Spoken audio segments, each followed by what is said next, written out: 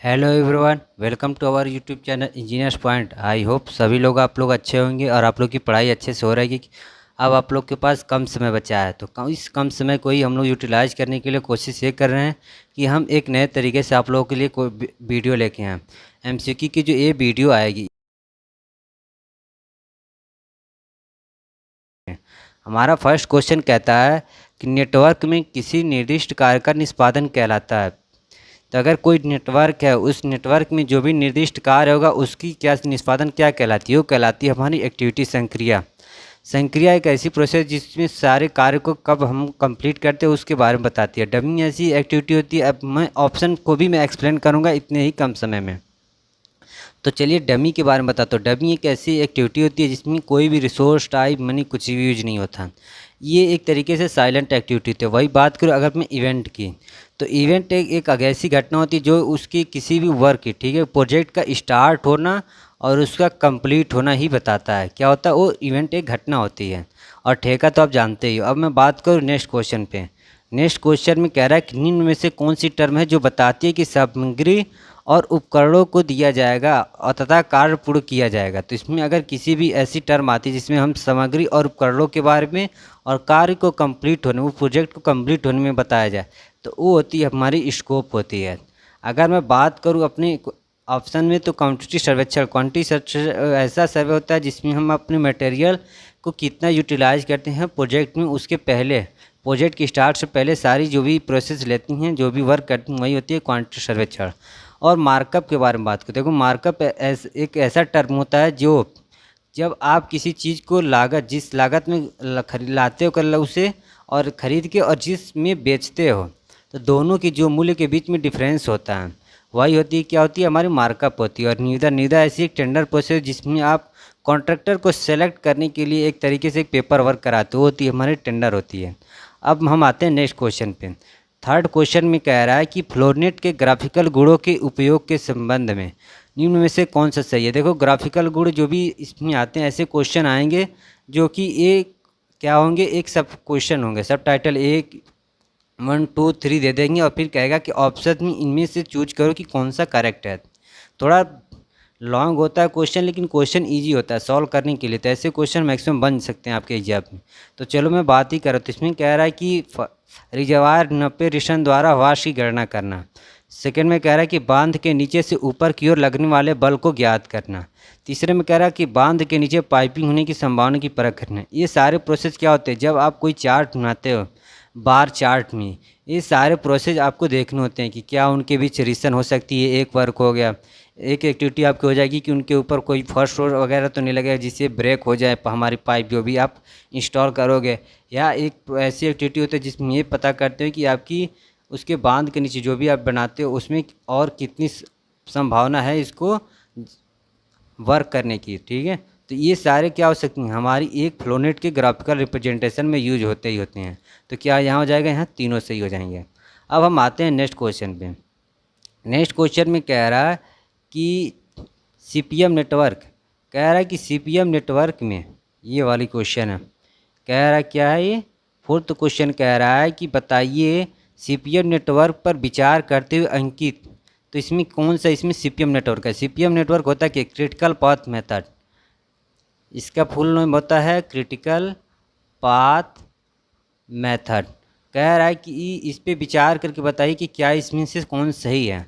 तो जो ये ऑप्शन में ध्यान दे, तो कह रहा है कि संसाधन की उपलब्धता के बिना संक्रिया क्रम निर्धारण, ये नहीं होता है। बी ऑप्शन में कह रहा है कि संक्रिया के लिए न्यूनतम प्रत्यक्ष लागत, देखो एक्टिविटी में कोई कास्ट की तो बात ही नहीं होती थी, ये तो गलत है। फिर कह रहा है कि संक्रिया के लिए न्यूनतम कुल लागत की अवधि, ये भी नहीं होती है।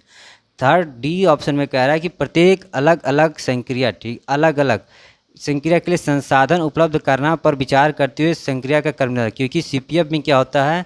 रिसोर्स और टाइम की बात होती है। एक चीज़ तो नोट कर रख लो अपनी नोटबुक में कि जो सीपीएफ होता है क्या होता है? रिसोर्स और टाइम को कंज्यूम करता है। तो यहाँ अगर मान लो कोई रिसोर्स कास्ट जो भी अगर बढ़ रहा है, तो इसके साथ ये भी बढ़ता जाएगा, ठीक है, नॉन लीनियर टाइप में इंक्रीज करती जाएगी। तो ये जो होता है यही हमारी क्या हो जाती है? सीपीएफ हो जाती है। तो यहाँ पे अब हम आते हैं नेक्स्ट क्वेश्चन पे। नेक्स्ट क्वेश्चन में पाँचवीं कह रहा है कि एक परियोजना के विभिन्न कार्यों की प्राथमिकताएं, यहाँ एक नोट देखना, प्राथमिकताएं स्थापित करने और बनाए रखने की तकनीक कहलाती है। ये तो वो कौन सी होती है, जो भी हमारी वर्क होता है उसमें जो भी फ्लो शेड्यूलिंग बनाते हैं वो क्या होती है, हमारी एक फिक्स्ड टर्म होती है, वो होती है हमारी क्रांतिक फ्लो शेड्यूलिंग। अगर मैं बात करूं और ऑप्शन में तो कह रहा है इवेंट फ्लो, जो भी इवेंट फ्लो शेड्यूलिंग होती है, जैसे कोई घटना होगी, कब एंड होता है, कब क्या वर्क होता है, ये सारी चीज़ों को उसमें प्राथमिकताएँ दी जाएगी, तो ये होती है इवेंट फ्लो शेड्यूलिंग। अब हम आते हैं नेक्स्ट क्वेश्चन पे। नेक्स्ट क्वेश्चन में 6 में कह रहा है कि किसी परियोजना के करने के लिए किसी परिपात, ठीक, यहाँ एक चीज़ नोट करते जाना कि किसी परियोजना को पूरा करने के लिए परिपथ जाल का क्रांतिक पथ पूछ रहा है। कह रहा है कि क्रिटिकल पाथ जो होगी वो क्या दर्शाता है हमारा, तो क्रिटिकल पाथ हमारा लॉन्गेस्ट, ठीक है, लॉन्गेस्ट होता है, उसकी पाथ होनी चाहिए और क्या होनी, न्यूनतम टाइम होनी चाहिए, मिनिमम उसका क्या होता है, समय होनी चाहिए। तो हमारा ये इसका फिक्स सही आंसर है। अगर हम बात करें तो 7 की, ठीक है, देखो इन सारे क्वेश्चनों की पीडीएफ आपको मिलेगी कब, जब ये सारे कंप्लीट हो जाएंगे। हमारा एम है कि कम से कम 200 क्वेश्चन आपके कंप्लीट किए जाए मैराथन में, डेली 50-50 क्वेश्चन के टर्म में आते रहेंगे, फिर आपकी फाइनल पीडीएफ मिल जाएगी। तो हम 7वें क्वेश्चन की बात करें, इसमें कह रहा है कि किसी संक्रिया का टी, ठीक है, T, T P, T F, ये है टी नॉट है और ये है टी पी, ठीक है, पेसिमिस्टिक टाइम, ये है T am most likely time. कह रहा आशावादी, निराशावादी और अधिक संभावित समय का आकलन दर्शाता है, तो टी एक्सपेक्ट जो इसकी टाइम होती है अपेक्षित समय का फॉर्मूला बताओ क्या होता है। तो ये जो भी एक्सपेक्टेड टाइम अपेक्षित समय होता है ये होती है टी नॉट, ठीक है, 4 T M plus T P divide by क्या होती है 6 होती है। ये होती है क्या हमारी अपेक्षित समय होती है। तो यहाँ से अगर हम इसको देखें तो हमारा क्या हो जाएगा, डी ऑप्शन करेक्ट है। ये क्वेश्चन बहुत ज़्यादा इंपॉर्टेंट है, आपके न्यूमेरिकल पे भी इससे बन सकते हैं। अगर मैं बात करूँ नेक्स्ट क्वेश्चन की 8th की, तो अगर 8th की बात कर रहा हूँ तो इसमें कह रहा है क्रांतिक पथ होता है। तो मैंने बताया कि क्रांतिक पथ क्या होता है, सबसे लंबा लॉन्गेस्ट पाथ होता है और सबसे कम टाइम को यूटिलाइज करता है, तो हमारी क्या होती है क्रांतिक पथ होता है। यहाँ हमारा क्या हो जाएगा, ऑप्शन ही करेक्ट हो जाएगा, सबसे लंबा पाथ ही क्या होता है हमारा क्रांतिक पाथ होता है। अब हम बात करते हैं नेक्स्ट क्वेश्चन पे। कह रहे हैं कि पर्ट के विश्लेषण में घटना का मतलब है, पर्ट का, अब देखो ये भी पर्ट का पूरा नाम पूछता है आपके एग्जाम में कि पर्ट का फुल नेम बता दो। तो पर्ट का पूरा नाम होता है programming evolution and review technique. क्या होती है, रिव्यू टेक्निक होती है। ये होती है हमारी क्या होती है, पर्ट होती है। और इसी के कह रहा है कि इसके विश्लेषण में घटना का क्या मतलब, इवेंट जो होती है उसका मतलब क्या है। तो जो भी पर्ट होता है उसमें इस इवेंट का मतलब, घटने का मतलब होता है किसी कार्य का प्रारंभ और अंत करना।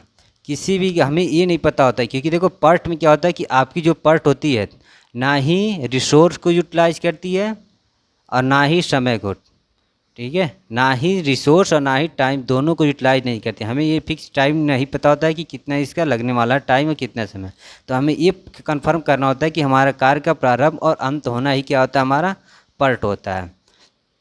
अब हम आते हैं नेक्स्ट क्वेश्चन पे। देखो नेक्स्ट क्वेश्चन में कह रहे हैं कि पूछ रहे हैं कि किसी विशेष वस्तु का तीर चित्र प्रदर्शित करता है, तीर, ठीक है, तो इसमें डायग्राम को में इस देखने और बताने हैं।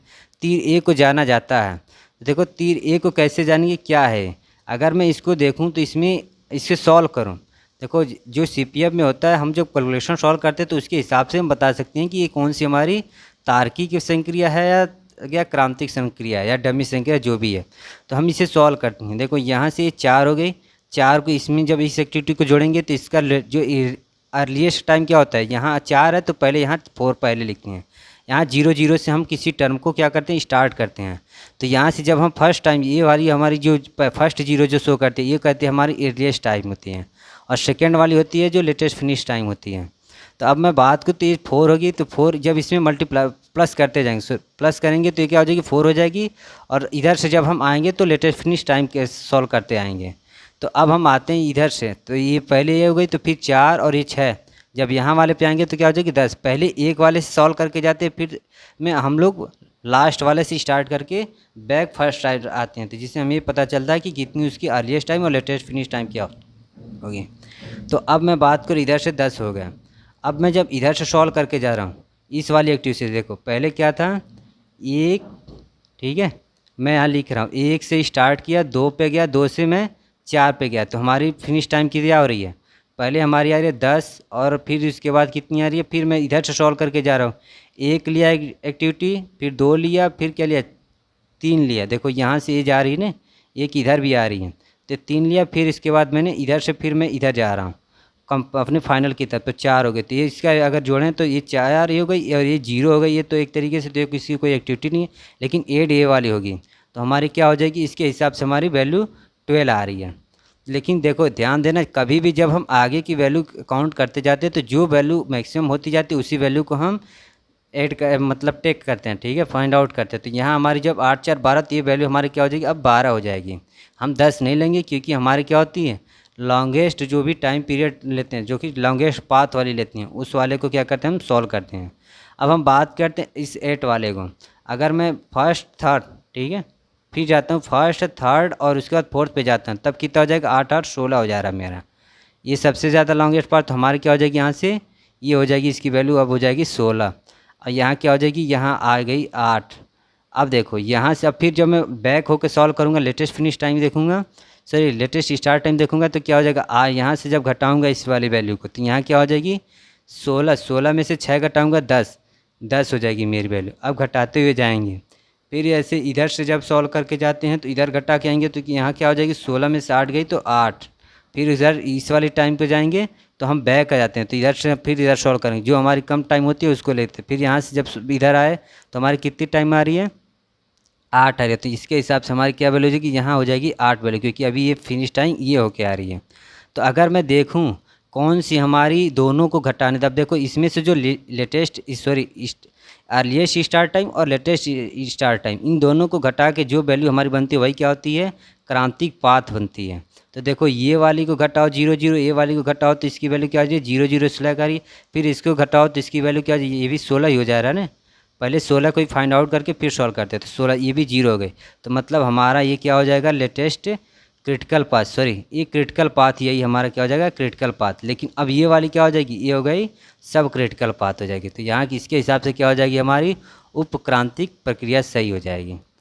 हो गया ना। इसने किसके बारे में पूछा है? ए के बारे में पूछा। अगर यही बी के बारे में पूछता तो क्या होता? हमारी ए ऑप्शन सही हो जाता। क्या हो जाती? क्रांतिक संक्रिया हो जाती।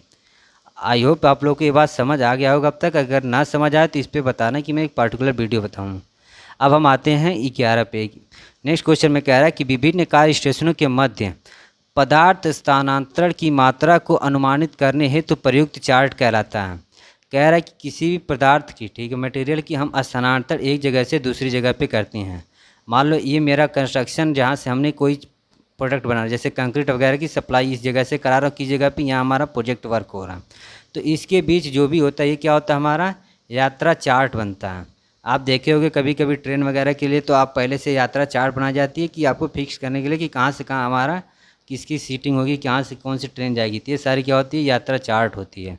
अगर मैं बात करूँ फ्लो चार्ट की, फ्लो चार्ट तो हमारा जो भी वर्क करता है, ठीक है, एक दूसरे से जुड़ते हुए जो भी प्रोजेक्ट होते हैं, जैसे एक दूसरे से जो भी वर्क होते हैं वो सारे किस में आते हैं? प्रवाह चार्ट में आते हैं।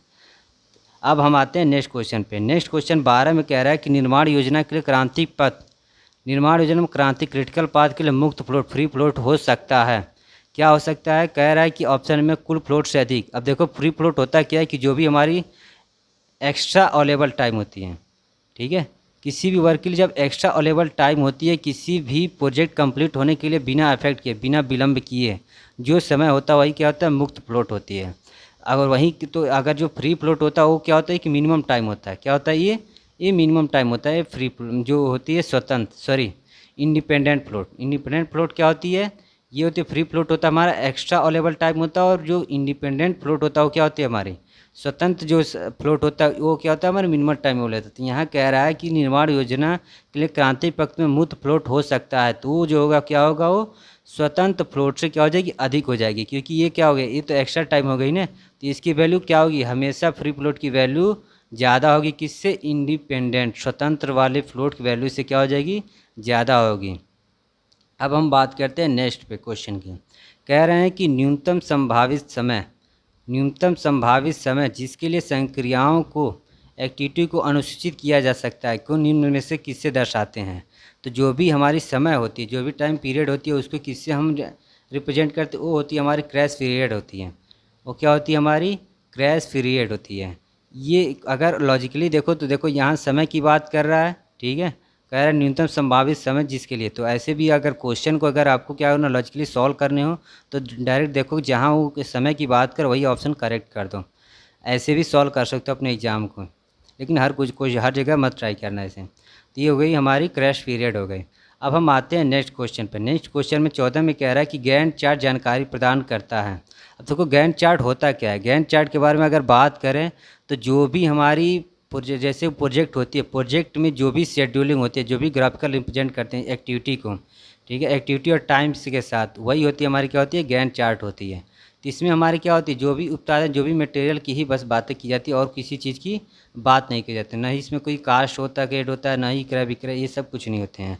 तो ये क्या हो गई हमारी गैंट चार्ट जानकारी प्रदान कौन सी उत्पादन अनुसूची को हमारे बारे में बताती है। बाकी इसमें कोई भी कास्ट की बात नहीं होती किसमें गैंट चार्ट में। इसीलिए क्या किया गया इसको दोबारा इम्प्रूव किया गया किससे माइलस्टोन चार्ट से, ये इम्प्रूवमेंट किया गया। अब बात करते हैं नेक्स्ट क्वेश्चन पे। नेक्स्ट क्वेश्चन 15 में कह रहा है कि इनमें से कौन सी एक पार्ट की घटना नहीं है।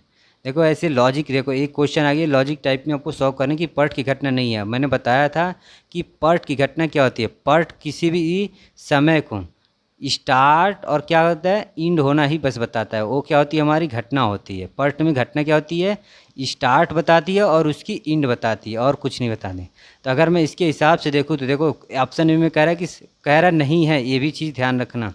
कह रहा है साइट की खोज आरंभ की गई। देखो स्टार्ट हो रहा है ना वर्क, यहाँ स्टार्ट किया जा रहा है वर्क, ये क्या होगी पार्ट की घटना हो गई। बी ऑप्शन में कह रहा है कि सत्र का काम पूरा हुआ, एक कंप्लीट हो रहा है, मतलब काम का कंप्लीट हो रहा है, भी क्या है पार्ट की घटना है। सी ऑप्शन में कह रहा है कि बस जयपुर से चली, मतलब कि ये भी एक क्या हो गई बस जयपुर से चल रही है, मतलब स्टार्ट हो रही है। अगर मैं बात करूँ डी ऑप्शन की, कह रहा है कक्षा में भाग लिया जा रहा है, जो कि ये अभी प्रोसेस चल रही है, जिससे कि ये घटना नहीं है। घटना क्या होती है हमारी स्टार्ट और इन प्रारंभ और अंत का समय क्या होती है पार्ट की घटना बताती है। तो इसके हिसाब से कि कौन सी घटना नहीं है डी ऑप्शन है, क्योंकि ये प्रोसेस हो रहा है। अब हम आते हैं नेक्स्ट क्वेश्चन पे। नेक्स्ट क्वेश्चन में कह रहे हैं कि कुल फ्लोट समय की वह मात्रा जो प्रोजेक्ट के नेटवर्क के क्रियान्वयन में इनमें से किसके बिना विलंब के होने वाले विलंब को दर्शाता है। कह रहे बिना विलंब के होने वाले विलंब को दर्शाता है। जो भी हमारी प्रोजेक्ट की पूरी फाइनल कंप्लीशन टाइम होती है उसी को क्या होती है हमारा जो भी फ्लोट समय दर्शाता है। कौन कुल फ्लोट क्या होता है मैक्सिमम जो टाइम पीरियड होती है, जो भी टाइम डिले होते हैं उसके थ्रू प्रोजेक्ट को कंप्लीट करने की एक बताता है कि कितना विलम्ब कर सकते हैं उसमें। तो वही क्या होगी हमारी पूरे प्रोजेक्ट की बात करता है, पूर्ण करने की विधि होती है, वो होती है कि हमारी कुल फ्लोट की होती है। अब हम आते हैं नेक्स्ट पे। नेक्स्ट क्वेश्चन में सीपीएम में कह रहे हैं कि सीपीएम नेटवर्क में आक्रांतिक नॉन क्रिटिकल एक्टिविटी कौन सी है। आक्रांतिक एक्टिविटी वो एक्टिविटी होती है जो जीरो से उसकी वैल्यू लेस हो, ठीक है, जब सॉल्व करोगे तो क्रिटिकल वैल्यू से उसकी कम हो जाए वैल्यू होती है नॉन क्रिटिकल। तो मतलब कि जो भी लेटेस्ट स्टार्ट टाइम जब मैंने सॉल्व किया था प्रोजेक्ट जब बना रहा था मैं, तो देखो ऐसे बता रहा था ना, ऐसे क्वेश्चन था, ऐसे सॉल्व किया था। तो जब मैं इसको सॉल्व कर रहा हूँ तो जो नॉन क्रिटिकल कौन सी, जब इसमें से ये वाली वैल्यू यहाँ से जो लेटेस्ट फिनिश टाइम बता रहा था और जो लेटेस्ट अर्लीस्ट स्टार्ट टाइम बस अर्लीस्ट फिनिश टाइम बता रहा था, अर्लीस्ट फिनिश टाइम और अर्लीस्ट स्टार्ट टाइम, जब इनकी बात करते अगर ये वाली वैल्यू ज़्यादा हो जा रही थी ना, जैसे चलो मैं इसी को दिखा दे रहा हूँ है क्या था। देखो ये वाली वैल्यू यहाँ ज़्यादा हो रही है, ये वाली वैल्यू क्या हो रही है कम हो रही है, ये 4 हो रहा है, ये 8 हो रही वैल्यू, तो ये ज़्यादा हो रही है ना, ये कम हो रही है वैल्यू। तो अगर कहने का मतलब अगर लेटेस्ट फिनिश टाइम क्या हो गई कम हो गई, ये ज़्यादा हो गई किससे अर्लीस्ट फिनिश टाइम से, तो ये क्या हो गई हमारी नॉन क्रिटिकल हो गई।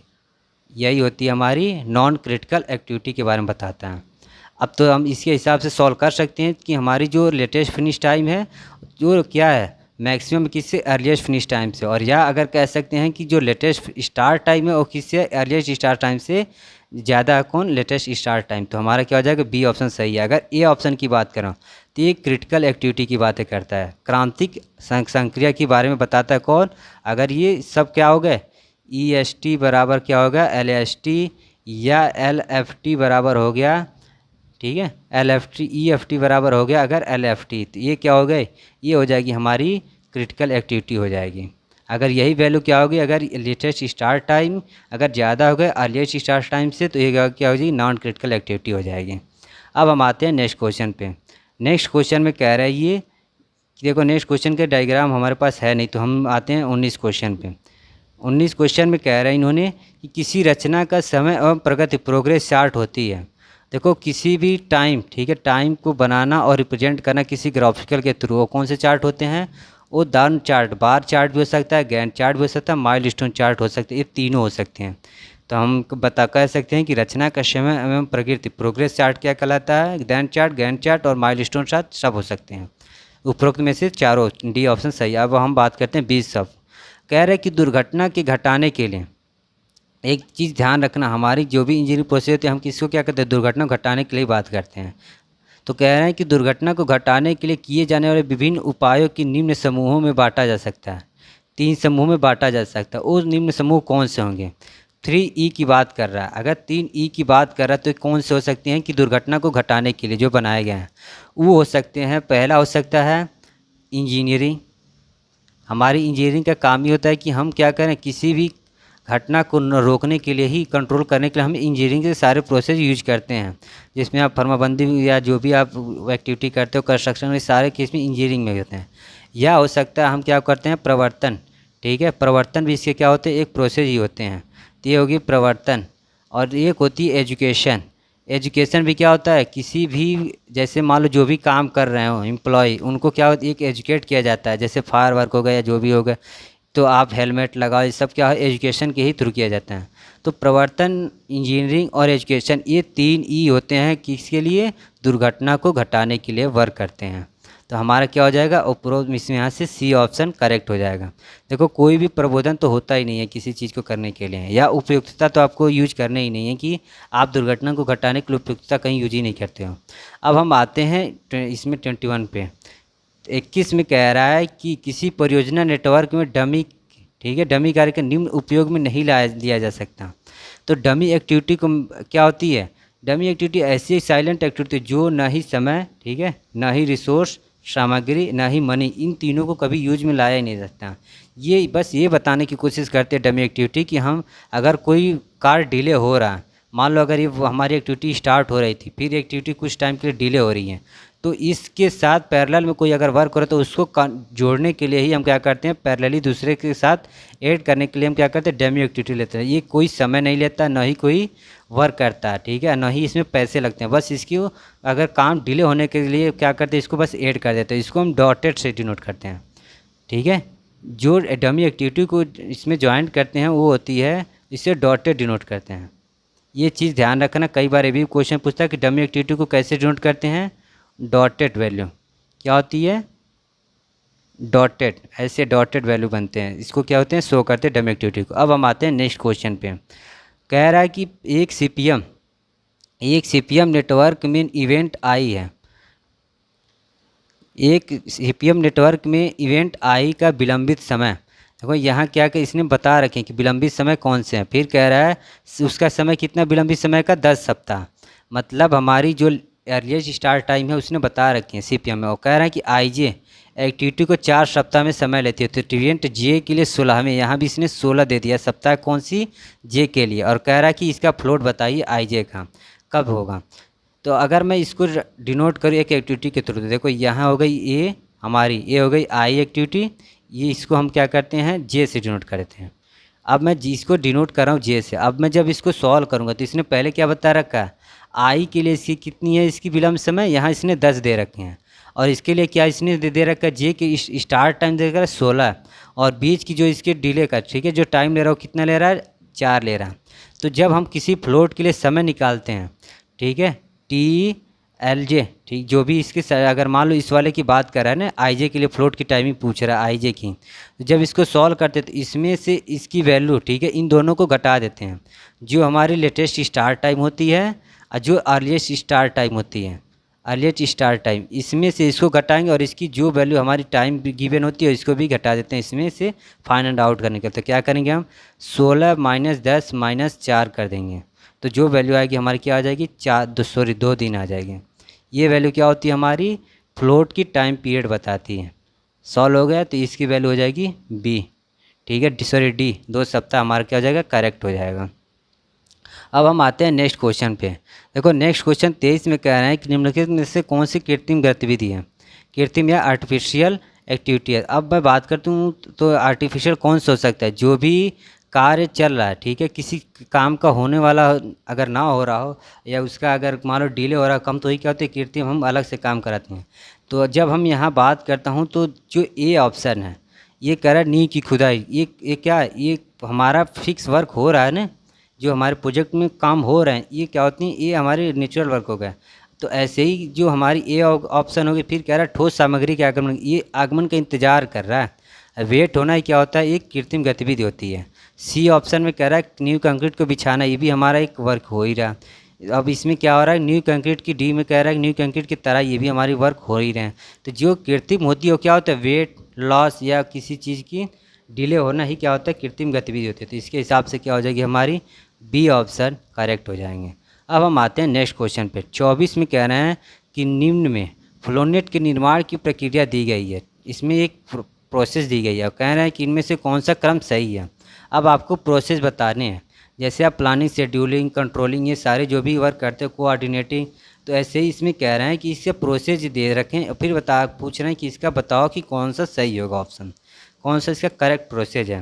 तो अगर हम बात करें इसमें जो फर्स्ट दिया है उसमें कह रहा है कि सीमा रेखा या सीमा समविभव रेखा के सन्निकट एक प्रवाह रेखा, एक समविभव रेखा खींचना, ये सही है कि जब आप काम करते हो। बाकी फिर सेकंड में कह रहे हैं कि सुविधाजनक पैमाने के अनुसार जलीय संरचना, दबोचता या जूल उन्नयन तथा मृदा परिच्छेदिका को देखना, ठीक है। तीसरे में कह रहे हैं कि रेखा चित्र को अधिक समविभव रेखाओं तथा प्रवाह रेखाओं को विस्तारित करें, सदैव दृष्टिगत रखें कि प्रक्रिया में स्थूलतः वर्क आकृतियाँ निर्मित होनी चाहिए, ये भी सही है। सीमा स्थितियों को निर्मित करें, ये भी सही है। अब देखो ये सारे तो हो गए हमारे फ्लोनेट के प्रोसेस हो गए, लेकिन किस क्रम में होंगे। अगर मैं क्रम देखूँ तो हमारा जो एक इसको सॉल्व करने के लिए है, जब हम किसी काम को स्टार्ट करता हो तो हमारे पूरी उसकी क्या होनी चाहिए, मान लो कोई वर्क है तो उसकी एक प्लानिंग होनी चाहिए, ठीक है, उसकी संरचना के बारे में हम बात करते हैं। फिर हम आगे जब जाते हैं तो हम बात करते हैं कि उसकी क्या, उसके वर्क हो, क्या हमारे प्रोसेस, क्या कैसे कैसे उसको डिनोट करें, क्या हमारी फ्लो ड्यूरेशन होनी चाहिए। तो हमारा हो गया ये वाली प्रोसेस नेक्स्ट हो जाएगी। तो मतलब हम बात करें यहाँ पे पहले आएगा हमारा 2, फिर आएगी हमारी 4, मतलब कि 2 की इसलिए होगी पहले कि सुविधाजनक पैमाने के अनुसार हम पहले ही पैमाना डिसाइड करते हैं कि हमारी जो भी संरचना होगी कैसी होगी। फिर हम आते हैं नेक्स्ट पे कि सीमा स्थितियों को निर्मित करते हैं, ये 4 हो गई। फिर हम क्या डिनोट करते हैं, सीमा रेखा की, ठीक है, सीमा प्रवाह रेखा या सीमा समविभव रेखा के सन्निकट उसके साथ जो भी हमारी एक्टिविटी उसके पैरेलल होती है उसके बारे में डिनोट करते हैं, ये हो गई हमारी 1। और फिर होती है 3, हम उसको फाइनल करते हैं कि क्या हमारी ये सारी एक्टिविटी कितने समविभव रेखाओं तथा प्रवाह रेखाओं को विस्तारित कितने डेवलप करते हैं। ये सारी जिसकी भी दृष्टिगत रखते हैं जिस चीज़ के लिए, वही होती है हमारी क्या, पूरी प्रोजेक्ट की आकृतियों को निर्मित करता है। तो ये हो गई हमारी ऑप्शन ए करेक्ट होगा, ठीक है। आई होप आप लोग समझ गए होंगे अभी यहाँ तक। अब हम आते हैं नेक्स्ट क्वेश्चन पे 25 में। कह रहे हैं कि आगामी गतिविधियों को प्रभावित किए बिना एक गतिविधि को पूर्ण होने से विलंब करने में लगने वाला समय। अब ये चीज़ ध्यान रखना, कह रहा है कि आगामी की बात कर रहा है, सक्सीडिंग एक्टिविटी की बात कर, आगामी गतिविधियों को प्रभावित किए बिना एक गतिविधि को पूर्ण होने में, कंप्लीट होने में प्रोजेक्ट में लगने वाला जो भी डिले समय कितना क्या कहलाता है। तो जो भी आगामी सक्सीडिंग एक्टिविटी को बिना, ठीक है, डिले किए बिना हम पूरी फाइनल को प्रोजेक्ट करने के लिए कंप्लीट जो करते हैं वो क्या होती है, हमारी फ्री फ्लोट होती है। क्या होती है वो, फ्री फ्लोट होती है। और टोटल फ्लोट के अगर मैं और बाकी, तो यहाँ से हमारा ऑप्शन हो जाएगा टी ऑप्शन करेक्ट है। अगर मैं बाकी ऑप्शंस की बात करूँ तो बाकी ऑप्शंस में कह रहा है कि चलो टोटल फ्लोट हमारी क्या होती है, मैक्सिमम अवेलेबल टाइम होती है, मैक्सिमम अवेलेबल टाइम होती है किसी वर्क को डिले होकर प्रोजेक्ट होने, ठीक है। डिले विदाउट क्या होता है, delay without affect the completion time, affect the completion time होती है, ठीक है। ये होती है हमारी क्या, टोटल फ्लोट होती है। अब हम बात करें इंटरफियरिंग फ्लोट की, हस्तक्षेप, ये क्या होती है, ये हमारी जो भी एक्टिविटी होती है, जो मिनिमम एक्टिविटी होती है उस वर्क को क्या कहते हैं, ये शो ऑफ करते हैं, कौन सा, इंटरफियरिंग, लास्ट में मिनिमम टाइम, इसको आप एडजॉप कर ही नहीं सकते, इसको एडॉप्ट नहीं किया जा सकता। और इंडिपेंडेंट फ्लोट जो होती है ये होती है क्या होती है, हमारी मिनिमम अवेलेबल टाइम होती है। मिनिमम अवेलेबल जो टाइम होता है वही क्या होता है हमारा, minimum available time, delay without the affected complete the project होता है। इसमें सक्सीडिंग, ठीक है, आगामी और प्रतिगामी गतिविधियों को बिना प्रभावित किए ही काम होता है, वो क्या होती है, इंडिपेंडेंट स्वतंत्र फ्लोट होती है। तो अब मैंने चारों ऑप्शन को एक्सप्लेन कर दिया। यहाँ से हमारा ऑप्शन क्या हो जाएगा, फ्री फ्लोट हो जाएगा। अब बात करते हैं नेक्स्ट क्वेश्चन पे। इन्होंने नेक्स्ट क्वेश्चन में कह रहे हैं 26 में कि निर्माण योजना में अवास्तविक गतिविधि, ये ध्यान देना, गतिविधि को इंगित करती है जिसका अनुगामी गतिविधि तक शुरू तक नहीं किया जा सकता है जब तक इसके पहले की गतिविधि पूरी ना हो जाए। तो क्या होती है, कौन सी एक्टिविटी होती है, वो होती है हमारी एक्टिविटी। मैंने बताया कि डमी एक्टिविटी क्या होती है, ना ही रिसोर्स, ना ही टाइम, ना ही मनी, किसी चीज़ को ये यूटिलाइज नहीं करता। तो यहाँ यही कहना चाह रहा है कि अवास्तविक होती है। ये क्या होती है, कृत्रिम होती है। कृत्रिम एक तरीके से कहते हैं कि डमी एक्टिविटी क्या होती है, आर्टिफिशियल एक्टिविटी या अवास्तविक गतिविधि को क्या करता है, इंडिकेट करता है। तो ये हो गई कि हमारी डमी एक्टिविटी हो गई। अब हम बात करते हैं नेक्स्ट क्वेश्चन पे। नेक्स्ट क्वेश्चन 27 से पूछ रहे हैं कि कौन सा विभाग जल आपूर्ति और स्वच्छता कार्य का रखरखाव और निष्पादन देखता है। हमारा कौन सा डिपार्टमेंट होता है जो जल आपूर्ति और स्वच्छता कार्य का रखरखाव, जो भी जैसे सीवर वगैरह है, उनके डिज़ाइन, ये सारे मेंटेनेंस, ये सब कौन संभालता है, ये संभालता है हमारा जन स्वास्थ्य विभाग संभालता है। अगर मैं बात करूं लोक निर्माण विभाग की, तो लोक निर्माण विभाग में PWD के बारे में जानते हैं। जो भी रोड, बिल्डिंग, गवर्नमेंट के प्रोजेक्ट होते हैं, कौन संभालता है, PWD लोक निर्माण विभाग संभालता है। अगर मैं बात करूं बी ऑप्शन की, तो समाज कल्याण विभाग हमारी जो भी सोसाइटी के वर्क होते हैं, जैसे आप लोग देखते हो आपके स्कॉलरशिप वगैरह, ये के बारे में जो भी होती है, कौन संभालता है, समाज कल्याण विभाग ही देखता है। आपके स्कॉलरशिप हो गई, आपके कॉलेज की जो भी, या किसी सोसाइटी के बारे में हो गई, ये सारी चीज़ें देखता है समाज कल्याण विभाग। अब हम आते हैं 28 की। 28 में पूछ रहे हैं कि गतिविधि का व्यक्तिकरण, इंटरफेयरिंग प्लॉट, जो कि मैंने बताया इसका अंतर क्या होना चाहिए। तो मैंने कहा इसे हम एडॉप्ट नहीं कर सकते। तो जो भी हमारी इंटरफेयरिंग प्लॉट होती है, इसकी वैल्यू होती है total float minus free float, ठीक है। इंटरफेयरिंग फ्लोट बराबर होता है total float minus free float होता है। इसी का डिफरेंस जो होता है वही क्या होता है, हमारा इंटरफेयरिंग फ्लोट। तो यही पूछा कि मध्य का अंतर होता है किसका, कुल प्लॉ और मुक्त प्लॉ का ही अंतर हमारा होता है, व्यक्तिकरण प्लॉ होता है। अब हम आते हैं नेक्स्ट क्वेश्चन पे। कह रहे हैं कि क्रांति क्रिटिकल पाथ में होता है। जो भी क्रिटिकल पाथ जब बनाते हो, जब मैंने एक क्वेश्चन कराया तो उसमें जो हमारा जो व्यक्ति जो जीरो वैल्यू हो रही थी वही तो हो रही थी। मैंने यहाँ वाली मेरी 8 वैल्यू आ रही थी, यहाँ मेरी 0 वैल्यू थी, मैंने इसको एडॉप्ट किया था। बाकी यहाँ मेरी क्या आ रही थी, 16 थी, यही मेरी क्या हो रही थी, यही मेरी एक्टिविटी क्रिटिकल पाथ बन रही थी। तो जो वैल्यू जब इसको घटाएगा तो ये 0 स्लैक आएगा ना, इसको घटाओगे तो ये 0 स्लैक आएगा, ये 0 आती है। तो यही क्या होती है, क्रिटिकल पाथ वही पाथ होती है जिसमें क्या होती है, हमारी स्लैक 0 होनी चाहिए। तो इसके हिसाब से क्रिटिकल पाथ क्या हो जाएगी, ए ऑप्शन करेक्ट हो जाए, 0 स्लैक होनी चाहिए। अब हम बात करते हैं नेक्स्ट क्वेश्चन पे 30 पे। कह रहे हैं पूर्ववर्ती अनुवर्ती, ठीक है, पूर्ववर्ती पहले की और अनुवर्ती बाद की गतिविधि को प्रभावित किए बिना, सक्सीडिंग और प्रीसीडिंग एक्टिविटी को बिना अफेक्ट किए कौन सी निश्चित जो गतिविधि होती है जितने समय लगते हैं विलंबित, वो कौन से क्या कहलाता है। तो वो होती है हमारी इंडिपेंडेंट फ्लोट होती है। मैंने बताया एक मिनिमम टाइम होती है, जो मिनिमम टाइम होता है वो बिना अफेक्ट किए ठीक है, प्रीसीडिंग और सक्सीडिंग एक्टिविटी को बिना अफेक्ट किए ही हम इस पूरी कंप्लीट करते हैं किसी प्रोजेक्ट को, तो वही हमारी स्वतंत्र प्लॉ कहलाती है। अब हम आते हैं नेक्स्ट क्वेश्चन पे। 31 में कह रहे हैं कि यदि एक क्रियाकलाप, ठीक है, यदि एक क्रियाकलाप के लिए आशावादी, देखो यहाँ दे रखे हैं T0 की वैल्यू दे रखे हैं, फिर कह रहे हैं निराशावादी TP पेसिमिस्टिक टाइम दे रखे हैं, फिर कह रहे हैं कि सर्वाधिक समय 3 है, TM मोस्ट लाइकली टाइम इन्होंने दे रखे हैं।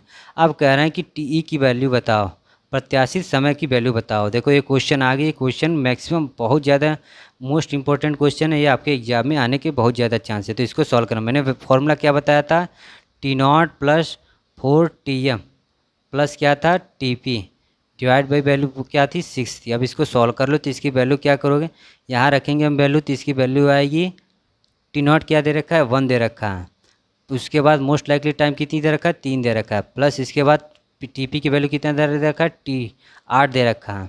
अब इस डिवाइड बाई 6 कर दो, इसको सॉल्व करो तो ये आ जाएगी 1, ये हो जाएगी 12 + 8, इसकी वैल्यू आ जाएगी 21 डिवाइड बाई 6। इसको सॉल्व करोगे तो 3 पॉइंट समथिंग आएगा, 3.5 डेज आ रहा है, ये हमारी क्या हो जाएगी आंसर हो जाएगी।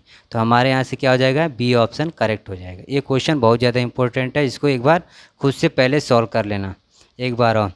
अब देखते हैं नेक्स्ट क्वेश्चन पे। नेक्स्ट क्वेश्चन में कह रहे हैं कि ऋणात्मक प्लॉ क्या होते हैं, निगेटिव फ्लोट वो किस स्थिति को दर्शाती है। तो निगेटिव फ्लोट जो होती है वो क्या होती है, अतिक्रांतिक होती है, ठीक है।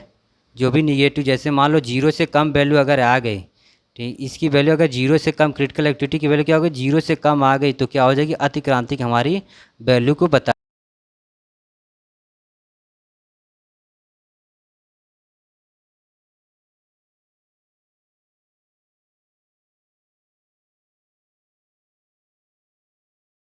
बात करता है। अब हम आते हैं नेक्स्ट क्वेश्चन पे। नेक्स्ट क्वेश्चन में कह रहे हैं कि किसी भी निर्माण कार्य के लिए विचार का संकल्पन किसकी जिम्मेदारी होती है। अगर कोई मान लो प्रोजेक्ट हो रहा हो, अगर मान लो ए प्रोजेक्ट हो रहा है, इस ए प्रोजेक्ट के लिए किसकी आइडिया, कौन इसको विचार देता है इसको फाइन प्रोजेक्ट को करने के लिए, तो वो जिसका आइडिया होता है, मान लो पैसे कौन लगाता है, पैसे तो ऑनर लगाता है, स्वामी लगाता है, बाकी ठेकेदार जो होता है इसको दिया जाता है प्रोजेक्ट को कंप्लीट कराने के लिए, एक सिलेक्शन प्रोसेस होती है टेंडर के थ्रू, और बाकी जो आइडिया देता है वो कौन देता है, इंजीनियर देता है। तो जो भी विचार का संपादन होता है किसी कार्य के लिए तो किसकी होती है, इंजीनियर की होती है। ये बहुत ज़्यादा इंपॉर्टेंट क्वेश्चन है। अब हम आते हैं नेक्स्ट क्वेश्चन पे। कह रहे हैं कि एक परियोजना के पूर्ण होने का समय घटता है, परिणाम यह प्रायः यह होता है।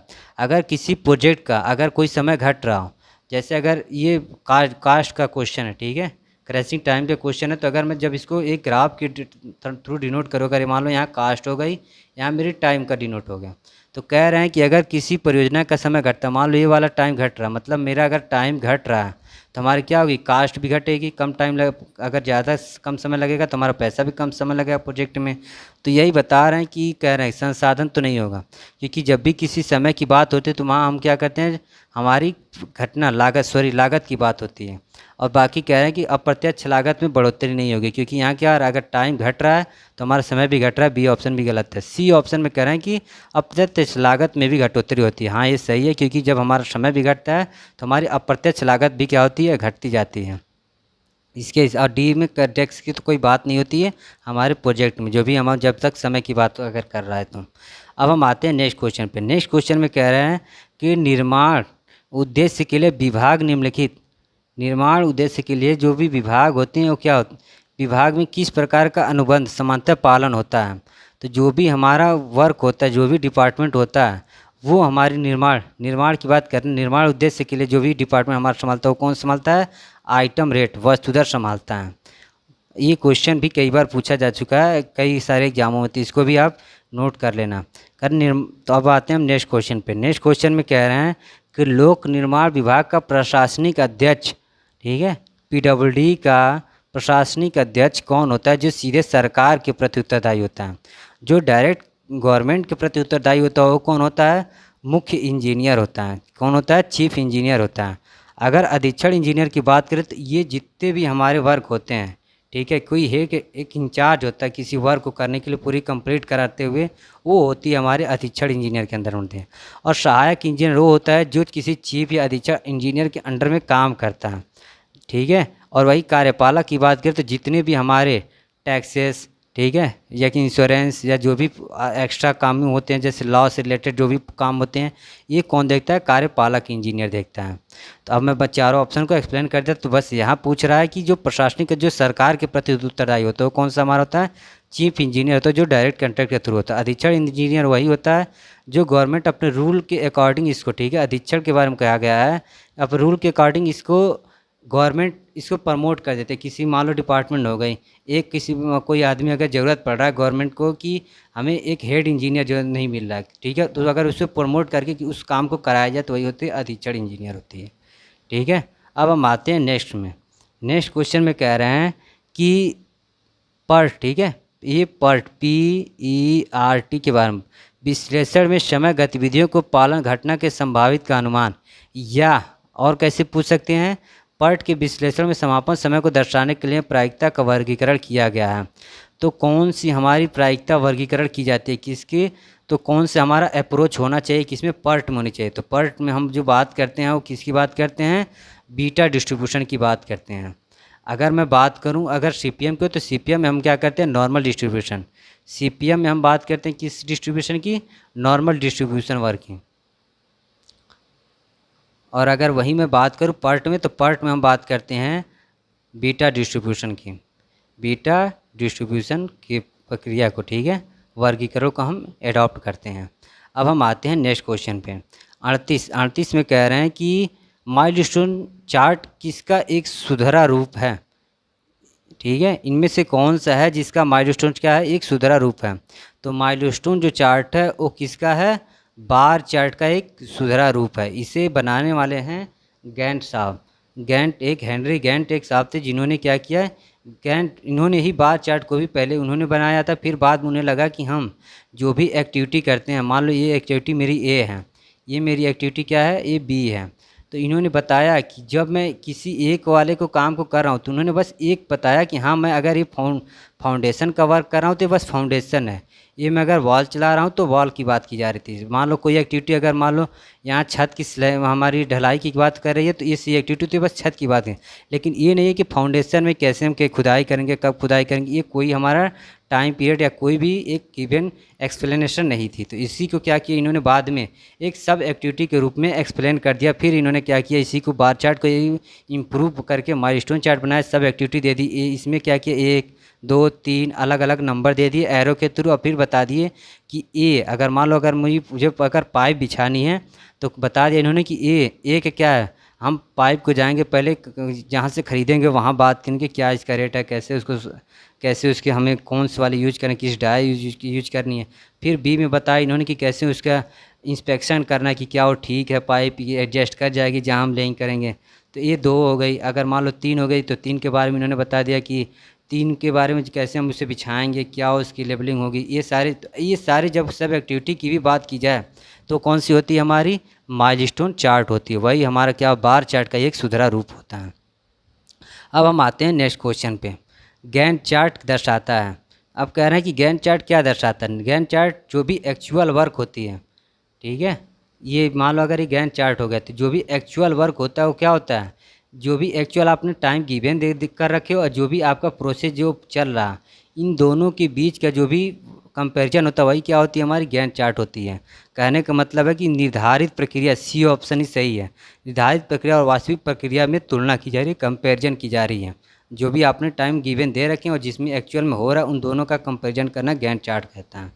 अब हम आते हैं नेक्स्ट क्वेश्चन पे। नेक्स्ट क्वेश्चन में कह रहे हैं कि क्रांतिक पथ विधि से जब एक विशेष कार्य किया जाता है, क्रिटिकल पाथ की बात हो रही है, क्रिटिकल पाथ सीपीएम मेथड से किसी एक विशेष कार्य को किया जाता है तो वह क्या कहलाता है, वो हमारी क्या होती है, एक्टिविटी होती है।